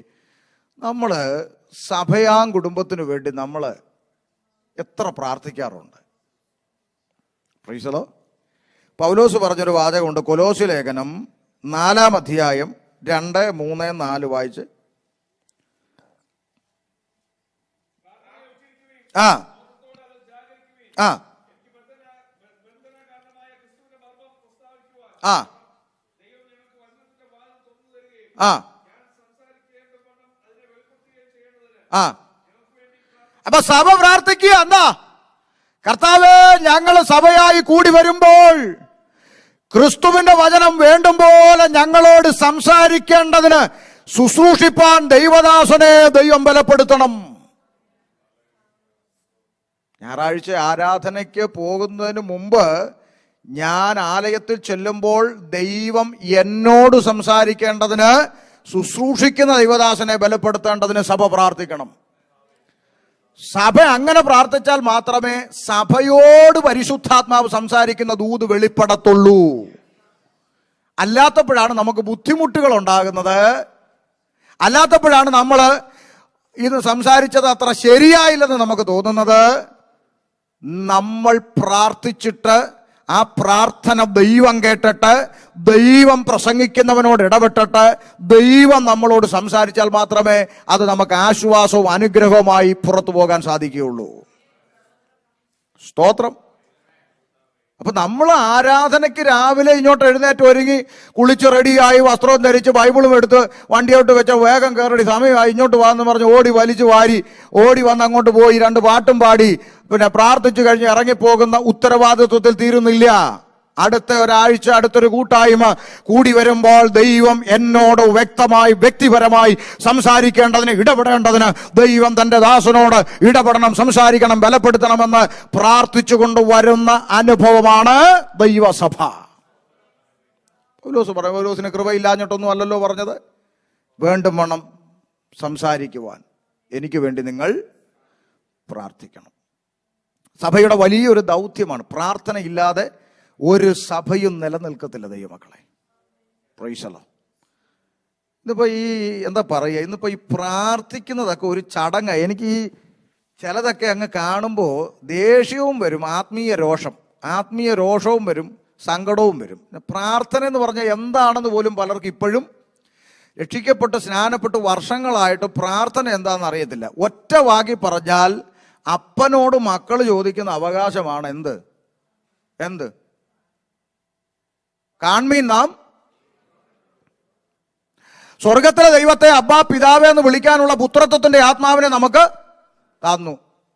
അപ്പനോട് മക്കൾ ഫോർമാലിറ്റി ഇടേണ്ട കാര്യമുണ്ടോ? പറ. മാത്യുച്ചാന്റെ മക്കള് അപ്പനും മക്കളും തമ്മിലുള്ള ബന്ധമാ. അപ്പം ഈ മോന്, കോളേജിൽ പഠിക്കുന്ന മോന് നാളെ ഒരു $100 കോളേജിൽ കൊണ്ട് കൊടുക്കണമെന്ന് അവര് ഡയറിക്കകത്ത് എഴുതി വിട്ടാൽ ഈ അപ്പനോട് മകൻ ഇത് അവതരിപ്പിക്കുന്നത് എങ്ങനെയായിരിക്കും? പറ. ഓരോ ബന്ധം, അപ്പനും മക്കളും തമ്മിലുള്ള ബന്ധത്തിന്റെ ആഴമനുസരിച്ചല്ലേ അവതരിപ്പിക്കുന്നതാണോ? ചില പിള്ളേർ നേരെ ഓടി വന്ന് മടിയെ കയറി ഇരുന്നാ പറയുന്നത് പപ്പായേ അല്ലേ. ചിലരിങ്ങനെ ഗൗരവത്തിൽ വന്നിട്ട് പറയും, പപ്പ എനിക്കൊരു കാര്യം. ഓരോരുത്തരെയും ബന്ധത്തിന്റെ ആഴമല്ലേ. അതോ ഇങ്ങനെ പറയൂ, പ്രിയപ്പെട്ട പപ്പായെ, ഇന്ന് പകൽക്കാലം പപ്പായോട് ഞാൻ അറിയിക്കുന്നത്, കഴിഞ്ഞ പകൽക്കാലം കോളേജ് വിട്ട് വന്നപ്പോൾ ടീച്ചറിന്റെ ഡയറിയിൽ എഴുതി വിട്ടിരിക്കുന്നു, ഇന്ന് പകൽക്കാലം $100 കൊണ്ട് ചെല്ലണമെന്ന്. ആകയാൽ ഇന്ന് പകൽക്കാലം $100 തരണമെന്ന് പപ്പായോട് ഞാൻ മമ്മി മുഖാന്തരം അപേക്ഷിക്കുന്നു. എനിക്കിതൊന്നും മനസ്സിലായിട്ടില്ല ഇതുവരെ. Price the Lord. ഒത്തിരി ഒന്നും പറയുന്നതിലല്ല. പപ്പ എനിക്ക് ആരാ ഉള്ളേ ഒന്ന് ചിന്തിച്ചേ. ഞാൻ വേറെ ആരടുത്ത് പോയി ചോദിക്കാനാ? ആ ഒരു ഞാൻ വേറെ ആരുടെ അടുത്ത് പോയി ചോദിക്കാനോ? എനിക്ക് ഇങ്ങോട്ട് തരണം. അവകാശത്തിന്റെ ആഴം അന്നേരം വെളിപ്പെടുന്നേ. പ്രൈസലോ. ചിലത് അപ്പം തരൂല. 16 വയസ്സുള്ള മോൻ നിന്നുകൊണ്ട് മധുജാനോട് ഒറ്റക്കാലം നിൽക്കുക, എനിക്ക് കാറ് മേടിച്ചു തരണം, കാറ് മേടിച്ചു, ഇവിടെ എല്ലാവർക്കും കാറുണ്ട്, എനിക്ക് കാറ് മേടിച്ചു തരണം. ചിലപ്പോൾ 9 കാറ് മേടിച്ചു കൊടുക്കാനുള്ള ആസ്തി ചിലപ്പോൾ അപ്പൻ ഉണ്ടായിരിക്കുമെന്ന് ഇരിക്കട്ടെ, കൊടുക്കുവോ? പറ നിങ്ങൾ, കൊടുക്കും. ഇങ്ങനാണോ അപ്പൻ? ഒരു കാറ് ചോദിച്ചേച്ച് അക്കൗണ്ടിൽ പൈസയും കൂട്ടിയിട്ട് ഉള്ളി നടക്കുക. ഒരു മോൻ ഒരു കാറ് കൊടുക്കാത്ത സ്നേഹക്കുറവുണ്ടാണോ? പറ. കാറ് കൊടുക്കും. പക്ഷേ അപ്പനൊരു ബോധ്യമുണ്ട്, അവൻ ഇപ്പോൾ ഇത് ആവശ്യമില്ല. അവൻ ആവശ്യമുള്ളൊരു സമയം വരുമ്പോൾ അവൻ ചോദിച്ചില്ലേലും അപ്പം കൊടുക്കും. പ്രാർത്ഥനയുടെ റിസൾട്ട് അങ്ങനെ. നമ്മൾ ചോദിക്കുന്ന എല്ലാത്തിനും ഒപ്പിട്ട് സാങ്ഷനാക്കി തരാനിരിക്കുന്ന പുള്ളിയല്ല ദൈവം. നമുക്ക് എന്താവശ്യമുണ്ട് എന്താവശ്യമില്ലെന്ന് അറിയുന്ന സ്വർഗത്തിലെ പിതാവ് നമ്മുടെ ആവശ്യം ന്യായമാണോ എന്ന് പരിശോധിച്ചിട്ട് അത് നമുക്കിപ്പം ആവശ്യമാണെന്ന് ദൈവത്തിന് തോന്നിയാൽ ദൈവം അത് തരും. സ്തോത്രം. ഞാൻ ശുശ്രൂഷക്കിറങ്ങിയ ആദ്യകാലം ഒരു 2 വീലർ ഉണ്ടായിരുന്നു. ആ 2 വീലറിൽ എൻ്റെ ഭാര്യ പുറകിൽ കൈക്കുഞ്ഞിനെ പിടിച്ചുകൊണ്ടിരിക്കുന്നു. അതിൻ്റെ പുറകിലെ ക്യാരിയറിൻ്റെ അകത്ത് ഗ്യാസ് കുറ്റി, നമ്മുടെ നാട്ടിലെ ഗ്യാസ് കുറ്റി വെച്ച് കെട്ടി, കയറിട്ട് കെട്ടി. പിന്നെ ഫ്രണ്ടിൽ ഒരു ബാഗിൻ്റെ അകത്ത് കുറേ തുണിയൊക്കെ ആയിട്ട് കൊല്ലത്ത് നിന്ന് 60-65 കിലോമീറ്റർ യാത്ര ചെയ്ത് തിരുവനന്തപുരത്തേക്ക് ഇങ്ങനെ പോകും. മീറ്റിങ്ങുകൾക്കും പ്രാർത്ഥന നടത്താൻ. അന്ന് കുറച്ചു കാലം തിരുവനന്തപുരത്ത് ഒരു സഭാ ചാർജിൽ ഇരുന്നിട്ടുണ്ട്. അപ്പോൾ കൊല്ലത്തുനിന്ന് പോയി ആരാധന നടത്തും. നല്ലൊരു മഴ വീണ സമയത്ത് ഈ കൈക്കുഞ്ഞുമായിട്ട് കയറി നിൽക്കാൻ ഒരു കടത്തിണ്ണ അപ്പുറം ഇപ്പുറം നോക്കിയിട്ട് കാണാതെ, ബൈക്കല്ലയോ, ഓടിച്ചോ അങ്ങോട്ടും ഇങ്ങോട്ടും നോക്കി വന്നപ്പോഴത്തേക്ക് മഴ കംപ്ലീറ്റ് നനഞ്ഞു. അന്നേരമൊക്കെ ഭയങ്കരമായിട്ട് ഈ കുഞ്ഞുങ്ങനെ പറയ്ക്കല്ലേ, കൈക്കുഞ്ഞിങ്ങനെ പറയ്ക്കും, ഭയങ്കര മഴ. അപ്പോഴൊക്കെ തോന്നും, എൻ്റെ ദൈവമേ, ഒരു വണ്ടിയൊക്കെ തരാറായില്ലയോ? തന്നോ? തന്നില്ലെന്ന്. കാലം എത്ര ആ ബൈക്കിൻ്റെ അകത്ത് സഞ്ചരിച്ചു. അതുകൊണ്ട് ദൈവത്തിന് എന്നോട് സ്നേഹമില്ലാഞ്ഞിട്ടാണോ? അല്ലെന്ന്. നമുക്ക് വേണ്ടുന്ന ഭൗതിക മേഖലയിൽ വേണ്ടുന്ന കാര്യങ്ങളൊക്കെ എപ്പോൾ തരണം, എങ്ങനെ തരണം എന്നുള്ള കാര്യങ്ങളൊക്കെ നമ്മൾ ഇവിടെ നിന്ന് ചിന്തിച്ചിങ്ങനെ നക്ഷത്രം ഇടുന്നതിനേക്കാളും നന്നായി ചിന്തിക്കുന്ന ഒരു ദൈവമാണ് നമുക്ക് സ്വർഗത്തിലുള്ളത്. അപ്പോൾ നമ്മളിവിടെ നിന്ന് വിചാരിക്കുന്നത് ഞാൻ ഇങ്ങനെ അങ്ങോട്ട് വിറപ്പിച്ച് പ്രാർത്ഥിക്കുന്നതിലാണ് ദൈവം. അങ്ങനൊന്നുമില്ല. പ്രാർത്ഥന നമ്മൾ നിഷ്കളങ്കമായി പറയുക. എൻ്റെ കർത്താവേ, ഞാൻ അഭിമുഖീകരിക്കുന്ന പ്രശ്നം നീ അറിയുന്നു, എനിക്ക് വേറെ ആരുമില്ല അപ്പാ. എന്തോ അത് അല്ലേ? ആ ഒരു ബന്ധത്തിൽ നമ്മൾ ഇങ്ങനെ അങ്ങോട്ട് പൊട്ടിച്ചു മുട്ട പോലെ ഇങ്ങനെ ഇരിക്കുന്നതാണ്. അവിടെ അതിനേക്കാൾ വലിയ രസം ഈ പ്രാർത്ഥിക്കുന്നതിന് പലതിനും സുബോധം. നിങ്ങൾക്കറിയാം, ഞാൻ ഇനി പറയുന്ന കാര്യങ്ങൾ ചിലപ്പോൾ നിങ്ങൾ ഇപ്പോഴായിരിക്കും ശ്രദ്ധിക്കുന്നതെന്ന് എനിക്ക് തോന്നുന്നു. എന്നാൽ ഇനി നിങ്ങൾ ശ്രദ്ധിച്ചോ. ഒരു ഭാഷ ഒരിക്കൽ പറഞ്ഞു, ദേശത്തിൻ്റെ വിടുതലിനായിട്ട് നമുക്ക് പ്രാർത്ഥിക്കാം. ദുഷ്ടന്റെ അധീനതയിൽ നിന്ന് ജനം വിടുവിക്കപ്പെടണ, ആലയത്തിൽ ആൾ വരണം, പ്രാർത്ഥിക്കാം, എല്ലാവരും പ്രാർത്ഥിച്ചോളാൻ പറയും. പ്രാർത്ഥിച്ചു. ഉടനെ ഒരു അമ്മാമ്മയോട് പ്രാർത്ഥിക്കാം. അമ്മാമ്മ അങ്ങോട്ട് താവേ സ്വോത്ര സ്വോത്ര സ്വോത്ര ഞങ്ങൾ ഒരുമിച്ച് ദൈവങ്ങളിൽ പ്രാർത്ഥിക്കുന്നു. ദുഷ്ടനായ കർത്താവേ, ശത്രുവായ കർത്താവേ, ദേശത്തെ മുടിച്ചു ഭരിക്കുന്ന കർത്താവേ. വല്ലോ മനസ്സിലായോ? വല്ലോ മനസ്സിലായോ? ദുഷ്ടനായ കർത്താവ്, ദേശത്തെ മുടിച്ചു ഭരിക്കുന്ന. എന്താ ഈ പറയുന്നത്? കൊരിന്ത്യർ ലേഖനത്തിൽ പൗലോസ് എഴുതി വച്ചിരിക്കുകയാണ്, ദൈവാത്മാവിൽ ഉള്ളവരാരും അവനെ ശപിക്കില്ല. അപ്പൊ അമ്മാമ്മയുടെ ആത്മാവ് ഏതായിരുന്നു? പറ. അന്യഭാഷ കേട്ടപ്പോൾ നമ്മൾ വിചാരിച്ചത് പരിശുദ്ധാത്മാവാണെന്നോ. സുബോധമില്ല, അകത്തിരുന്നുകൊണ്ട്. അങ്ങനെ എത്ര എണ്ണം? പെട്ടെന്നൊരു മെസ്സേജ് വന്നു. നമ്മുടെ സഭയിലെ സൂസി പിന്നെ ഡെലിവറിക്കായിട്ട് ഓപ്പറേഷൻ തിയേറ്ററിലാന്ന് ഒരാളൊന്ന് പ്രാർത്ഥിച്ച്, താവേ സൂസമ്മയ്ക്കായി ഞങ്ങൾ പ്രാർത്ഥിക്കുന്നു, ഓപ്പറേഷൻ തിയേറ്ററിലായിരിക്കുന്ന കർത്താവേ, പ്രസവത്തിനായി കിടക്കുന്ന കർത്താവേ. എത്ര വട്ടം കേട്ടിട്ടുണ്ട് കർത്താവ് പ്രസവിക്കാൻ കിടക്കുകയെന്ന്? പ്രസവത്തിനായി കിടക്കുന്ന കർത്താവേന്ന്. അപ്പൊ ഈ വിഷയം എന്താന്ന് വെച്ചാൽ, ഈ എക്സ്പ്രസ് പോലെ പോകുമ്പോൾ അടുത്ത വാക്ക് കിട്ടാതെ വരുമ്പോൾ ഗ്യാപ്പ് ഫില്ല് ചെയ്യാൻ വേണ്ടി ഇടയ്ക്ക് ആരെ കയറ്റുന്ന? എന്തിനാ ഇതിൻ്റെ ആവശ്യം? ശാന്തമായി പറഞ്ഞുകൂടെ, കർത്താവ് ഞങ്ങളുടെ പ്രിയ സഹോദരി ഇന്ന അവസ്ഥയിൽ കിടക്കുന്നു, സ്വർഗത്തിൽ ദൈവം. അങ്ങനെ പറഞ്ഞാൽ കർത്താവ് ഇത് പോരാ, അങ്ങനെ പറയൂ. അപ്പൊ ആ ബന്ധത്തിന്റെ ആഴം. നമ്മൾ ചുമ്മാ എന്തെങ്കിലും പ്രാർത്ഥിക്കുന്നില്ല, പ്രാർത്ഥന. Price the Lord. ബന്ധത്തിന്റെ ആഴം അനുസരിച്ചാണ് നമ്മൾ പ്രാർത്ഥിക്കുന്നത്. അപ്പനോട് മക്കൾ ചോദിക്കുന്ന അവകാശമാണ് പ്രാർത്ഥന.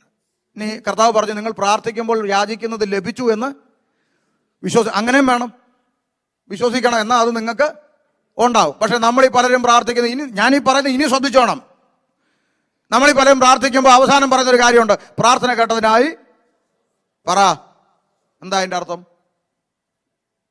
സ്തോത്രം എന്ന് പറഞ്ഞാൽ എന്താ? നന്ദി. പ്രാർത്ഥന കേട്ടതിനായി, എൻ്റെ പ്രാർത്ഥന കർത്താവ് എന്ത് ചെയ്തു? കേട്ടു. കേട്ടതിനായി നന്ദിയും പറഞ്ഞു. അടുത്ത വാക്ക് പറയുന്നത് കേട്ടോണം. പ്രാർത്ഥന കേട്ടതിനായി സ്തോത്രം. യേശു നാമത്തിൽ പ്രാർത്ഥിക്കുന്നു, കൃപയോടെ കേൾക്കണം പിതാവേ. നേരത്തെ കേട്ടില്ലേ? പിന്നെ എന്തിനാ നന്ദി പറഞ്ഞേ? സ്ഥിരം പരിപാടിയായി കാണുന്നേ. പിണങ്ങി. ഈ മനുഷ്യൻ വിളിച്ചു വന്നതല്ല, ഞാൻ അങ്ങോട്ട് വിളിച്ചതാ. പ്രൈസല്ലോ. ശ്രദ്ധിച്ചേ, പ്രാർത്ഥന നമുക്കിങ്ങനെ പറയാം, പ്രാർത്ഥന കേട്ടതിനായി സ്തോത്രം, യേശു ക്രിസ്തുവിൻ നാമത്തിൽ തന്നെ. അല്ലെങ്കിൽ യേശുവിന്റെ നാമത്തിൽ പ്രാർത്ഥിക്കുന്നു, കൃപയോടെ കേൾക്കണം പിതാവേ എന്ന് പറഞ്ഞതിന് ശേഷം പ്രാർത്ഥന കേട്ടതിനായി സ്തോത്രം. രണ്ടും ഭംഗിയാ. ഇത് രണ്ടുമല്ല. പ്രാർത്ഥന കേട്ടതിനായി സ്തോത്രം, യേശു നാമത്തിൽ പ്രാർത്ഥിക്കുന്നു, കൃപയോടെ കേൾക്കണം പിതാ. ഇതങ്ങ് പറഞ്ഞങ്ങ് ശീലിക്കുക. എല്ലാവരും പ്രാർത്ഥിക്കുന്നു, ഞാനും പ്രാർത്ഥിക്കുന്നു. ഇങ്ങനെ പ്രാർത്ഥിച്ചിട്ട് മറുപടിയില്ല. എന്താ? ഇത് വിശ്വാസമില്ല ഈ പ്രാർത്ഥനയിൽ. വിശ്വാസം കൂടെ വെളിപ്പെടണം. വാക്കുകൾ മാത്രം വെളിപ്പെട്ടാൽ പോരാ. പ്രാർത്ഥനയിൽ സ്തോത്രം. ഇതൊക്കെ നമ്മൾ ചിന്തിച്ചിട്ട് പോലും ഇല്ലാതെ അങ്ങനെയൊക്കെ ഉണ്ട്. പ്രാർത്ഥിക്കും നമ്മൾ ചുമ്മാ കിടത്തിങ്ങനെ ഒപ്രാളപ്പെട്ട് തുന്നും വിറപ്പിക്കുന്നതിലൊന്നും കഥയൊന്നുമില്ല. നമ്മൾ പ്രാർത്ഥിക്കുന്നത് സുബോധത്തോടെ, ആ ബന്ധം. ഇനി എനിക്ക് ഇപ്പോഴും മനസ്സിലാകാത്ത വേറൊരു കാര്യം കൂടെ പറഞ്ഞ് അടുത്ത ചിന്തയിലേക്ക് വരാം. പിന്നെ ഈ നമ്മുടെ ബീജാനെ തന്നെ എടുക്കാം. ബീജാനും മോനും, അപ്പനും മോനും ഉണ്ട്. ഓക്കെ. ഈ അപ്പൻ ഈ മോനോട് മിണ്ടൂല. അപ്പൻ മോനോട് മിണ്ടത്തേയില്ല. പുള്ളി ഒന്നും മിണ്ടുകയില്ല. അപ്പൊ ഈ മോന് ഇങ്ങനെ ഒരു ചിന്തയുണ്ട്, ഈ എനിക്ക് ഒരു കാറ് വേണം, ഈ പപ്പ ഇത് മേടിച്ച് തരുമോ ഇല്ലയോ എന്ന് മോനൊന്ന് അറിയണം. പക്ഷെ പപ്പ പുള്ളിയോട് എന്ത് ചെയ്യൂല? മിണ്ടൂല. അപ്പം മോനെ അപ്പുറത്തെ വീട്ടിലെ തോമസ് അങ്കിളിൻ്റെ അടുത്ത് ചെന്നാൽ, തോമസ് അങ്കിളെ പിന്നെ എൻ്റെ പപ്പായോടൊന്ന് ചോദിക്കുക, എനിക്കൊരു വണ്ടി മേടിച്ച് തരാൻ ഉദ്ദേശം വല്ലതും ഉണ്ടോന്ന്. അപ്പൊ തോമസ് അങ്കിൾ ചെന്ന് ചെവിച്ചാനോട് ചോദിക്കുക, ബിജുവേ, മോന് കാറ് മേടിച്ചു കൊടുക്കാൻ വല്ല ഉദ്ദേശം ഉണ്ടോ? ഞാൻ അത് ഇങ്ങനെ ഒരു പ്ലാൻ ഉണ്ട്, പക്ഷെ ഒരു 6 മാസം കഴിഞ്ഞിട്ടേ ഉള്ളൂ. ഉടനെ തോമസ് അങ്കിൾ ഇപ്പുറത്ത് വന്ന് മോനോട് പറയാ, മകനെ, ഒരു 6 മാസത്തിൻ്റെ അപ്പുറത്ത് നിനക്കൊരു വണ്ടി ലഭിക്കും. നിങ്ങൾക്ക് വല്ലതും മനസ്സിലായോ എന്ന് എനിക്ക് അറിഞ്ഞുകൂടാ.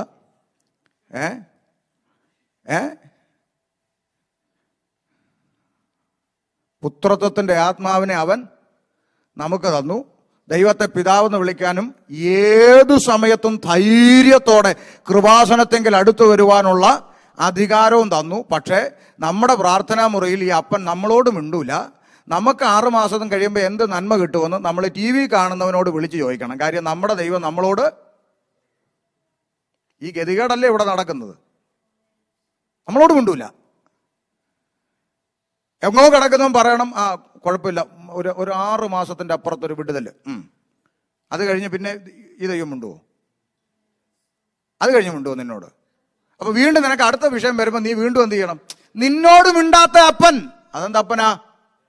എൻ്റെ ദൈവം എന്നോട് സംസാരിക്കും, എൻ്റെ ദൈവം എന്നോട് ഇടപെടും. എൻ്റെ പ്രാർത്ഥനാ മുറിയിൽ എന്നോട് സംസാരിക്കാത്ത അപ്പനല്ല എൻ്റെ അപ്പൻ. ഇനി ഈ ബിജുച്ചാനെന്ന് പറയുന്ന അപ്പൻ ഈ മോനോട് ഞാൻ അവനോട് മിണ്ടൂല എന്നൊരു തീരുമാനം, ഞാൻ അവനോട് സംസാരിക്കത്തില്ല എന്നൊരു തീരുമാനം ഈ അപ്പൻ എടുത്തിട്ടുണ്ടെങ്കിൽ അതിന് ഒരൊറ്റ കാരണമേ ഉള്ളൂ. അതിന് തക്കവണ്ണം ഒരു ഗുരുത്തക്കേട് അവൻ പ്രാപിച്ചിട്ടുണ്ട്.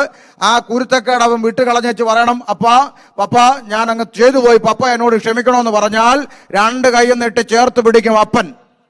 നിന്റെ പ്രാർത്ഥനാ മുറിയിൽ നിന്നോട് ദൈവം സംസാരിക്കുന്നില്ലെങ്കിൽ നീ ഏറ്റുപറയേണ്ട വിഷയങ്ങൾ ഏറ്റുപറഞ്ഞ് ക്രമീകരിക്കപ്പെട്ട് ദൈവസന്നിധി നെടുമ്പാട് വീണാൽ ദൈവം നിന്നോട് സംസാരിക്കും. അല്ല, നിന്റെ കുറവ് അവിടെ തന്നെ വെച്ചിട്ട് നിന്നോട് പറയാനുള്ളത് ദൈവം വേറൊരുത്തനോട് പറയുമെങ്കിൽ ആ ദൈവത്തിനും എന്തോ കുഴപ്പമുണ്ട്, ആ പറയുന്നവനും എന്തോ കുഴപ്പമുണ്ട്.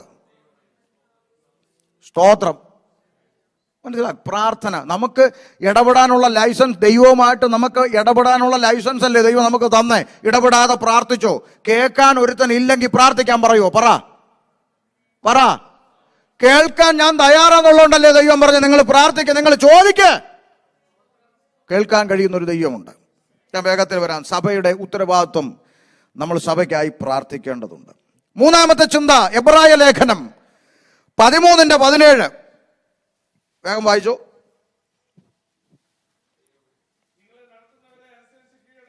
ഇച്ചിരി ബുദ്ധിമുട്ടാ, നിൽക്കട്ടെ, ഒന്ന് വായിച്ച എല്ലാവരും ഇത്. ദൈവസഭയോട് പറയുക, നിങ്ങളെ നടത്തുന്നവരെ അനുസരിച്ച് എന്ത് ചെയ്യണം? ദൈവസഭ ശുശ്രൂഷകന് കീഴടങ്ങിയിരിക്കണം. നടക്കുന്ന കാര്യമാണോ ഈ പറയുന്നത്? സ്തോത്രം. ദൈവസഭ ശുശ്രൂഷകന് കീഴടങ്ങിയിരിക്കണം. എന്തുകൊണ്ടാ? അവര് ആകയാൽ നിങ്ങളുടെ അടുത്തത് അവർ നിങ്ങളുടെ ആത്മാവ് നിത്യതയിലെത്തിയില്ലെങ്കിൽ, നിങ്ങളുടെ ആത്മാവ് നിത്യതയിലെത്തിയില്ലെങ്കിൽ അതിന്റെ ഉത്തരവാദിത്വം പറയേണ്ടത് സഭയുടെ ശുശ്രൂഷകനാണ്. കണക്ക് കൊടുക്കണം. അതുകൊണ്ട് അവർ ജാഗരിച്ചേ പറ്റൂ. വിശ്വാസിയെ സംബന്ധിച്ച് അവർക്ക് ഇടപെട്ടേ പറ്റൂ, അവർ ജാഗരിച്ചേ പറ്റൂ. പക്ഷെ അവരത് ഞെരങ്ങിക്കൊണ്ട് ചെയ്യാൻ നിങ്ങൾ ഇടയാക്കരുത്. സന്തോഷത്തോടെ ചെയ്യാൻ ഇടയാക്കണം. സഭ ശുശ്രൂഷകന് അതിനൊക്കെ ഞാൻ പറയും, അതിനൊക്കെ നല്ല ഉദാഹരണം TPM-കാരെ ആ വിഷയത്തിൽ. ഒരു കോക്കാമ്പീച്ച് നടക്കുകയല്ല. ഡോക്ടറാട്ടെ, എഞ്ചിനീയർ ആട്ടെ, ജഡ്ജി ആട്ടെ, വക്കീലാട്ടെ, അവിടെ ചെന്ന് കഴിഞ്ഞാൽ ഐ ആം ഡോക്ടർ. ഡോക്ടറാണെ വല്ല ക്ലിനിക്കിലും പോയിട്ടോ, മര്യാദയ്ക്ക് അവിടെ ഇരിക്കാൻ പറയും. മനസ്സിലായോ? അത് നിങ്ങൾക്ക് ഇച്ചിരി ബുദ്ധിമുട്ടുള്ള കാര്യമാണെന്ന് എനിക്കറിയാം. സഭ ശുശ്രൂഷകന് കീഴടങ്ങിയിരിക്കണം. തിമോത്തിയോസിന്റെ ലേഖനത്തിൽ 1 തിമോത്തിയോസ് 5:17 എന്താ പറഞ്ഞത്? 5:17 നന്നായി ഭരിക്കുന്ന മൂപ്പന്മാര്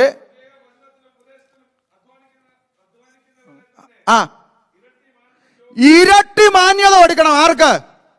നന്നായി ഭരിക്കും. നമ്മളെങ്ങനെയാ പറയുന്നത്? പാസ്റ്ററൊക്കെ പാസ്റ്ററാ, പക്ഷെ എന്നെ കൂടുതൽ ഭരിക്കാനൊന്നും. അയ്യോ, ഈ പുള്ളി എന്നെ വിളിച്ചതായിരുന്നെങ്കിൽ പറഞ്ഞു കൊടുത്ത് കൊണ്ടുവന്നൊക്കെ പറയായിരുന്നു. അങ്ങനെ ഒരു വകുപ്പില്ല. കാരണം ഞാൻ ഇന്ന് ന്യൂയോർക്കിൽ പോകാനിരുന്നതാ. സ്തോത്രം. അതുകൊണ്ട് ഞാൻ പറയാം, ഇത് വചനമാ. സഭ ശുശ്രൂഷകന് കീഴടങ്ങിയിരിക്കണം. ശുശ്രൂഷകൻ നന്നായി ഭരിക്കുന്നവനായിരിക്കണം. Price the Lord. അങ്ങനെയാ. ഇരട്ടി മാന്യത്തിന്. ഇപ്പം നിങ്ങൾ മനസ്സിലോട്ട് ചിലപ്പോൾ ഒരു ചോദ്യം ഓടി വരും, പക്ഷേ അങ്ങനെയാണെങ്കിൽ ശുശ്രൂഷകന്റെ ഭാഗത്ത് നിന്ന് എന്തെങ്കിലും കുഴപ്പം വന്നാലോ? ഞങ്ങൾ അതെല്ലാം സഹിക്കണോ? അല്ലല്ല. 5-ാം അധ്യായം 19-ാം വാക്യം വായിച്ചു. 2-3 സാക്ഷികൾ മുഖേനയല്ലാതെ മൂപ്പന്റെ നേരെ അന്യായം എടുക്കരുത്. അപ്പൊ ശുശ്രൂഷകന്റെ ഭാഗത്തുനിന്ന് വീഴ്ച കണ്ടാൽ 2-3 പേരെ കൂട്ടിക്കൊണ്ട് ശുശ്രൂഷകന് ബോധ്യം വരുത്തണം. ആ ശുശ്രൂഷകൻ അത് ബോധ്യം വന്നിട്ട് തൻ്റെ വീഴ്ച വിട്ട് തിരിയുന്നില്ലെങ്കിൽ അവൻ രക്ഷിക്കപ്പെട്ടവനല്ല. രക്ഷിക്കപ്പെടാത്തവന്റെ സഭയിലിരുന്ന് നീ കൈയടിച്ച് സ്വർഗരാജ്യത്തിൽ പോകാതെ നശിച്ചു പോകുന്നതിനേക്കാൾ നല്ലത് തിരുത്തപ്പെടാത്തവന്റെ സഭയിൽ നിന്ന് നീ മാറിപ്പോക്കോണം. രക്ഷിക്കപ്പെട്ടവരാണെങ്കിൽ ആ വിഷയത്തിൽ തിരുത്തൽ വരുത്തും.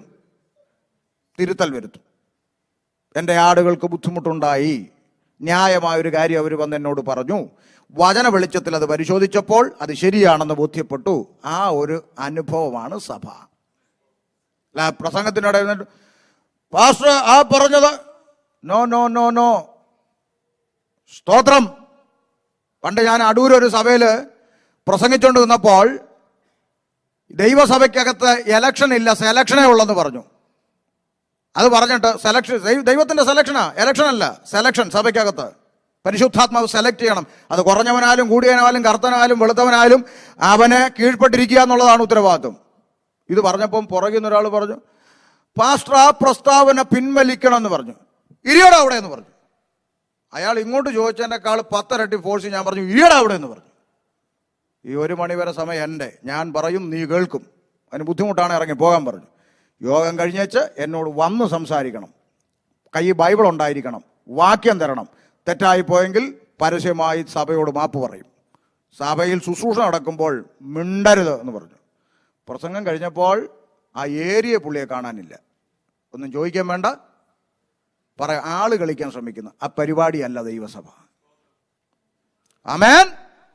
സിസ്റ്റമുണ്ട്. ദൈവസഭയ്ക്ക് സിസ്റ്റമുണ്ട്. കുത്തഴിഞ്ഞ പുസ്തകമല്ല സഭ. ഞാൻ വേഗത്തിൽ പറഞ്ഞു നിർത്തുക. ഇനി ആ 5-ാം അധ്യായം തുടങ്ങുമ്പോൾ പൗലോസ് പറഞ്ഞ 1-2 വാക്യം കൂടെ ഒന്ന് വായിച്ചേ. 1-ാം അധ്യായം 1-ാം വാക്യം 2-ാം വാക്യം ഒന്ന് വായിച്ചേ.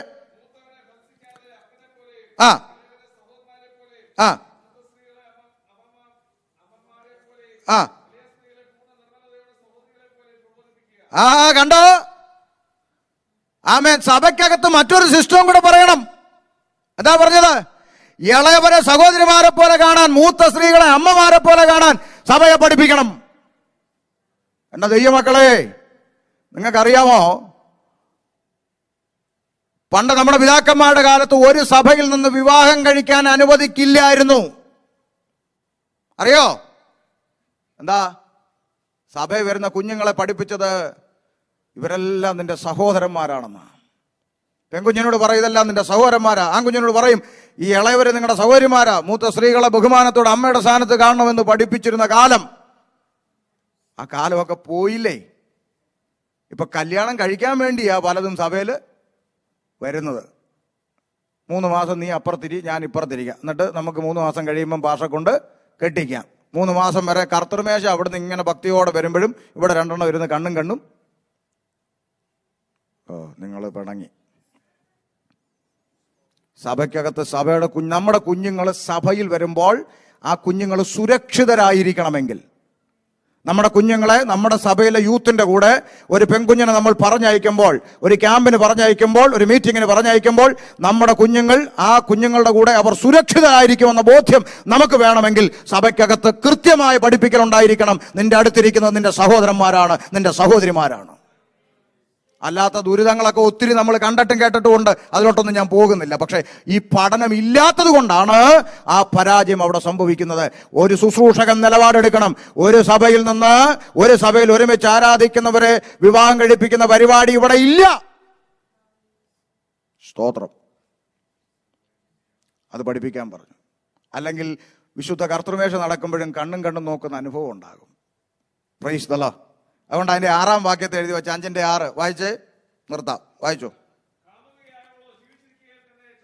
നമ്മുടെ പിള്ളേരെയൊക്കെ ഈ വാക്യം ഒന്ന് പറഞ്ഞ് പഠിപ്പിക്കണം കേട്ടോ. കാമുകിയായവളോ ജീവിച്ചിരിക്കെ തന്നെ ചത്തവൾ. അപ്പൊ കാമുകനോ ജീവിച്ചിരിക്കെ തന്നെ ചത്തവൻ. വ്യത്യാസം എന്താ? ഒരു വാക്യത്തിന്റെ അപ്പുറത്തെ സൈഡ് അങ്ങനെയല്ലേ? കാമുകിയായവളോ ജീവിച്ചിരിക്കെ ചത്തവൻ, കാമുകിയായവനോ ജീവിച്ചിരിക്കുമ്പോൾ ചത്തവൻ, അല്ലേ? ഈ ജീവിച്ചിരിക്കുമ്പോൾ തന്നെ ചത്തവളെന്ന് പറയാനുള്ള കാര്യം എന്താ? സഭയ്ക്കകത്ത് ഒരു കാമുകി ഉണ്ടായാൽ അവളുടെ അവസ്ഥ എന്താന്നാ ഈ പറയുന്നത്? എന്താ? ചത്ത് കിടക്കുക. ഒരു പെണ്ണ് ചത്ത് കിടക്കുക. പെറ്റതള്ള അവിടെ ഇരുന്ന് കരയുക, എന്റെ പൊന്നു മോളെ. അപ്പൻ അപ്പുറത്തിരുന്ന് കരയുക, എന്റെ മോളെ. സഭക്കാരെല്ലാം കണ്ണു നിറഞ്ഞിങ്ങനെ നിൽക്കുകയാണ്. നാട്ടുകാരെല്ലാം ഒന്ന് കരയുക. എന്നാലും ഈ പെങ്കൊച്ചിന് ഇങ്ങനെ വന്നല്ലോ. എല്ലാവരും കരയുക. ഇതാരെങ്കിലും ഇവരെല്ലാം നിലവിളിക്കുന്ന ഇവൾ അറിയുന്നുണ്ടോ? പറ. അവൾ ചത്ത് കിടക്കുക. അവൾ അറിയുന്നുണ്ടോ? ഇല്ല. ഇതാ കാമുകിയുടെ അവസ്ഥ. പെറ്റതള്ള കരയുക, വേണ്ടടി മക്കളെ, ഇതൊന്നും നമുക്ക് പറഞ്ഞു വേണ്ടടി. ചത്ത് കിടക്കുക. പെറ്റ തന്ത അവിടെ ഇരുന്ന് കരയുക.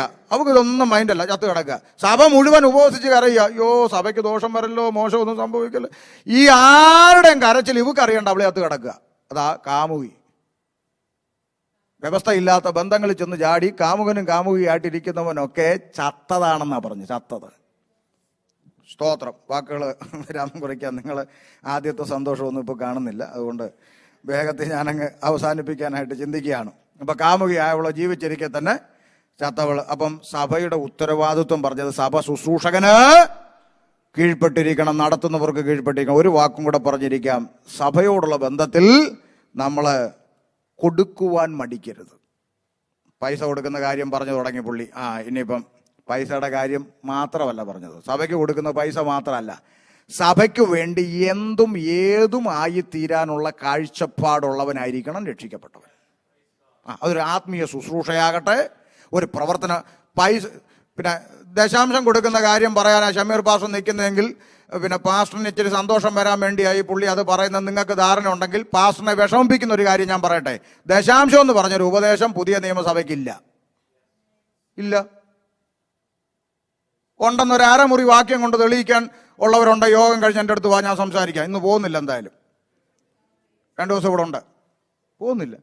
ദശാംശം എന്ന് പറയുന്ന ഉപദേശം പുതിയ നിയമസഭയ്ക്ക് ഇല്ല. പാസ്റ്ററെ സന്തോഷിപ്പിക്കാൻ വേണ്ടി അത് പറയാൻ വന്നേ അല്ലല്ലോ ഞാൻ. അല്ല, ദശാംശം എന്ന് പറയുന്നത് പഴയ നിയമത്തിൽ ലേവ്യ പുരോഹിതന്മാരോട് പറഞ്ഞ ഉപദേശമാണ്. എൻ്റെ പശ്ചാത്തലമൊക്കെ നിങ്ങൾക്കറിയാം. പക്ഷേ ആ ലേവ്യ പുരോഹിതന് ദശാംശത്തിന്റെ കാര്യം പഠിപ്പിച്ചപ്പോഴും പറഞ്ഞു, ഇത് വീട്ടിൽ കൊണ്ടുപോയി നീയും ഭാര്യയും മക്കളും കൂടെ തിന്നോണം എന്നല്ല പറഞ്ഞു. ദേശത്തിലെ അനാഥകർക്കും പരദേശികൾക്കും വിധവകൾക്കും വീതിച്ചു കൊടുക്കണമെന്നും കൂടെ പറഞ്ഞിട്ടുണ്ട്. കൊടുക്കുവോ ഇന്ന് ദശാംശം പേടിക്കുന്ന പാസ്റ്റർമാരാരെങ്കിലും? പിന്നെ പുതിയ നിയമസഭയ്ക്ക് ദശാംശമല്ല, പിന്നെന്താ? വചനം പഠിക്കുന്നവൻ പഠിപ്പിക്കുന്നവന് സകല നന്മയിലും പറ. അപ്പൊ നിങ്ങൾ മനസ്സിൽ പറയാ, വേണ്ട വേണ്ട, അതിലും നല്ലത് എന്ത്? ഷെയർ കൊടുക്കണമെന്ന്. ഷെയർ അതിലും നല്ലത് എന്താ? വേണ്ട പാസ്റ്റർ ദശാംശം പ്രസംഗിച്ചാൽ മതി. ശരിയായത് പഠിപ്പിച്ചാൽ കുടുങ്ങും. ശരിയായത് പഠിപ്പിച്ചാൽ കുടുങ്ങും. വചനം പഠിപ്പിക്കുന്നവന് സകല നന്മയിലും ഓഹരി കൊടുക്കണം, ഷെയർ കൊടുക്കണം. ഇനി എങ്ങനെ കൊടുക്കണം? അതിനും വ്യവസ്ഥയുണ്ട് പുതിയ നിയമത്തിൽ. അതിനും വ്യവസ്ഥയുണ്ട്. എങ്ങനെ കൊടുക്കണം? പ്രാപ്തിയുള്ളതുപോലെയും പ്രാപ്തിക്ക് മീതയും കൊടുക്കാം. നിനക്ക് എന്തോ ദൈവം തന്നിട്ടുണ്ടോ ആ പ്രാപ്തിക്കനുസരിച്ച് നിനക്ക് കൊടുക്കാം. 10-1 20-1 കണക്കൊന്നും ഇല്ല. കൊടുക്കാൻ തോന്നിയോ കൊടുത്തേക്കണം. ഒന്ന്. ഇനി കൊടുക്കുന്നതിന്റെ രണ്ടാമത്തെ വ്യവസ്ഥ, നിർബന്ധത്താൽ അരുത്. നമ്മുടെ ബിൽഡിങ്ങിന്റെ പ്രോജക്റ്റിലേക്ക് തോമസ് കുട്ടിച്ചായൻ ഒന്നും തന്നിട്ടില്ല, ഈ പരിപാടി പാടില്ല. നിർബന്ധത്താൽ അരുത്. മനസ്സോടെ കൊടുക്കുന്നവനെ ദൈവം സ്നേഹിക്കുന്നു. വ്യവസ്ഥയാ പറഞ്ഞേ. ആമേൻ. അവനവന് പ്രാപ്തിയുള്ള പോലെ കൊടുക്കണം, മനസ്സോടെ കൊടുക്കണം, നിർബന്ധത്താൽ അരുത്. പലിശക്കെടുത്ത് കൊടുക്കാനും വ്യവസ്ഥയില്ല. നീ കടം മേടിച്ച് ചർച്ചയിൽ കൊടുത്തു, കടക്കാരൻ വീട്ടിൽ വരുമ്പം ദൈവം എന്നാലും നിന്റെ വേലയ്ക്ക് വേണ്ടി കൊടുത്തേ, നിന്നോട് ദൈവം പറഞ്ഞ പലിശക്കെടുത്ത് കൊടുക്കാൻ ഇല്ല. പ്രാപ്തിയുള്ളതുപോലെ നീ കൊടുക്ക്, മനസ്സോടെ കൊടുക്ക്. പ്രാപ്തിക്ക് മീതെ ഉണ്ടോ കൊടുക്ക്. കണക്ക് വെച്ചല്ല ദൈവവേലയ്ക്ക് കൊടുക്കേണ്ടത്. പക്ഷെ നമ്മൾ രക്ഷപ്പെട്ട് കിടക്കുന്നത് ദശാംശം എന്ന് പറഞ്ഞൊരു സാധനം ഉള്ളത് കൊണ്ട് നമ്മൾ രക്ഷപ്പെട്ട് കിടക്കുക. 10-1 കൊടുത്താൽ മതിയല്ലോ. അതുകൊണ്ട് സന്തോഷം, നിങ്ങൾക്കും സന്തോഷം, നമുക്കും സന്തോഷം. ഇവിടെ ഓഹരിയൊക്കെ കൊടുക്കണമെന്ന് പഠിപ്പിച്ചാൽ ഇമ്മണി വലയും. അതിന് വേറെ വാക്യങ്ങളും വ്യവസ്ഥകളും ഒക്കെ ഉണ്ട്. അതൊക്കെ പഠിപ്പിച്ചാൽ ഇച്ചിരി വിഷമിക്കും. ആഴ്ചയിൽ ചരതിച്ച് വെക്കേണ്ടതിനെ കുറിച്ച് എഴുതിയിട്ടുണ്ട്, അതും പറഞ്ഞാൽ വിഷമിക്കും. ഇതൊന്നും പറയുന്നില്ല. പകരം മനസ്സോടെ കർത്താവിൻ്റെ വേലയ്ക്ക് കൊടുക്കുക. സഭയുടെ ഉത്തരവാദിത്തങ്ങളുണ്ട്. ഇനിയും ഉണ്ട് സഭയുടെ ഉത്തരവാദിത്വം. സമയം അവിടെ കാണാവുന്നതുകൊണ്ട് താൽക്കാലികമായി നിർത്തുന്നു. സഭയുടെ ഉത്തരവാദിത്വം ദൈവസ്നേഹം അല്ലേ? സഭയുടെ ഉത്തരവാദിത്വം തമ്മിൽ സ്നേഹിക്കണം. ഒരു വാക്ക് പറഞ്ഞിരിക്കാം. യോഹന്നാൻ തന്റെ ലേഖനത്തിൽ ഇങ്ങനെ പറഞ്ഞു, സഹോദരനെ പകയ്ക്കുന്നവനെല്ലാം കൊലപാതകനാണ്. അതിന് ചേർത്ത് ഒരു വാക്കും കൂടെ പറഞ്ഞു, യാതൊരു കൊലപാതകനും നിത്യജീവൻ ഉള്ളിൽ വസിച്ചിരിപ്പില്ല എന്ന് നിങ്ങൾ അറിയുന്നുവല്ലോ. അപ്പൊ ഒരു ക്വസ്റ്റ്യൻ പറഞ്ഞു ഇരിക്കുക. നിത്യജീവൻ ഇല്ലാത്തവൾ കാഹളം ധ്വനിച്ച പറക്കുവോ ഇല്ലയോ? പറ. നിത്യജീവൻ ഉണ്ടെങ്കിൽ നിത്യതയെ കർത്താവിനോട് വിളിക്കാം. നിത്യജീവൻ ഇല്ലെങ്കിൽ നിത്യമരണത്തിൽ കിടക്കാം. നിത്യജീവൻ ഇല്ലെങ്കിൽ കർത്താവിനോടുകൂടെ പോകുമോ എന്നാ ചോദിച്ച? പറ. പോകത്തില്ല. നിത്യജീവൻ ഇല്ലാത്ത ആർക്കാന്ന് പറഞ്ഞു? കൊലപാതകിക്ക്. ആർക്കാ? കൊലപാതകിക്ക്. ആരാ കൊലപാതകി? എത്ര കൊലപാതകി നമ്മുടെ ചർച്ചിലുണ്ട്? മേപ്പോട്ട് പോകാനിരിക്കുക. ആരാധന കഴിഞ്ഞ് വീർപ്പിച്ച് കെട്ടിയ മോന്തയുമായും പറഞ്ഞു പോകുന്ന ഒരൊറ്റ കൊലപാതകികളും മേപ്പോട്ട് പോവുകയല്ല. എത്ര ഉച്ചത്തിൽ അന്യഭാഷ പറഞ്ഞാലും, എത്ര ഉച്ചത്തിൽ കൈയടിച്ചാലും, എത്ര ഉച്ചത്തിൽ പാടിയാലും അവൻ കൂട്ട് സഹോദരനെ കൈ കൊടുക്കാനോ സ്നേഹിക്കാനോ കഴിയാതെ മിണ്ടാതിരുന്നും പിണങ്ങിയിരുന്നും ആരാധിക്കുന്ന ഒരുത്തനും മേപ്പോട്ട് പോകത്തില്ല. അപ്പൊ ദൈവസ്നേഹം അതാ ഞാൻ നേരത്തെ നിങ്ങൾ ഭൂമിയുടെ ഉപ്പാകുന്നു എന്ന് പറഞ്ഞല്ലോ. ഉപ്പിന്റെ മറ്റൊരു പ്രത്യേകത അല്ലേ, സാമ്പാർ വെക്കുമ്പോൾ സാമ്പാറിന്റെ അകത്തോട്ട് ഉപ്പിട്ട് കഴിഞ്ഞാൽ എന്താ ചെയ്യുന്നത്? ഉപ്പ് ഇങ്ങനെ സാമ്പാറിന്റെ ചട്ടിയുടെ അടിയിലോട്ട് ഇങ്ങനെ വരുമ്പം ഉപ്പ് കാണുന്ന കാഴ്ച എന്തൊക്കെയാ? പറ. ഒരു സൈഡിലോട്ട് നോക്കുമ്പോൾ ചുവന്നു കൊടുത്ത തക്കാളി ഇങ്ങനെ ഇരിക്കുകയാണ്. ഇപ്പുറത്തോട്ട് നോക്കിയപ്പം അടിച്ചു പരത്തിയ കലം പോലെ ഷേപ്പില്ലാതെ ഒരു ഉരുളക്കിഴങ്ങ്. അപ്പുറത്തോട്ട് നോക്കിയപ്പം കോല് പോലെ ഇരിക്കുന്ന ഒരു മുരിങ്ങക്ക.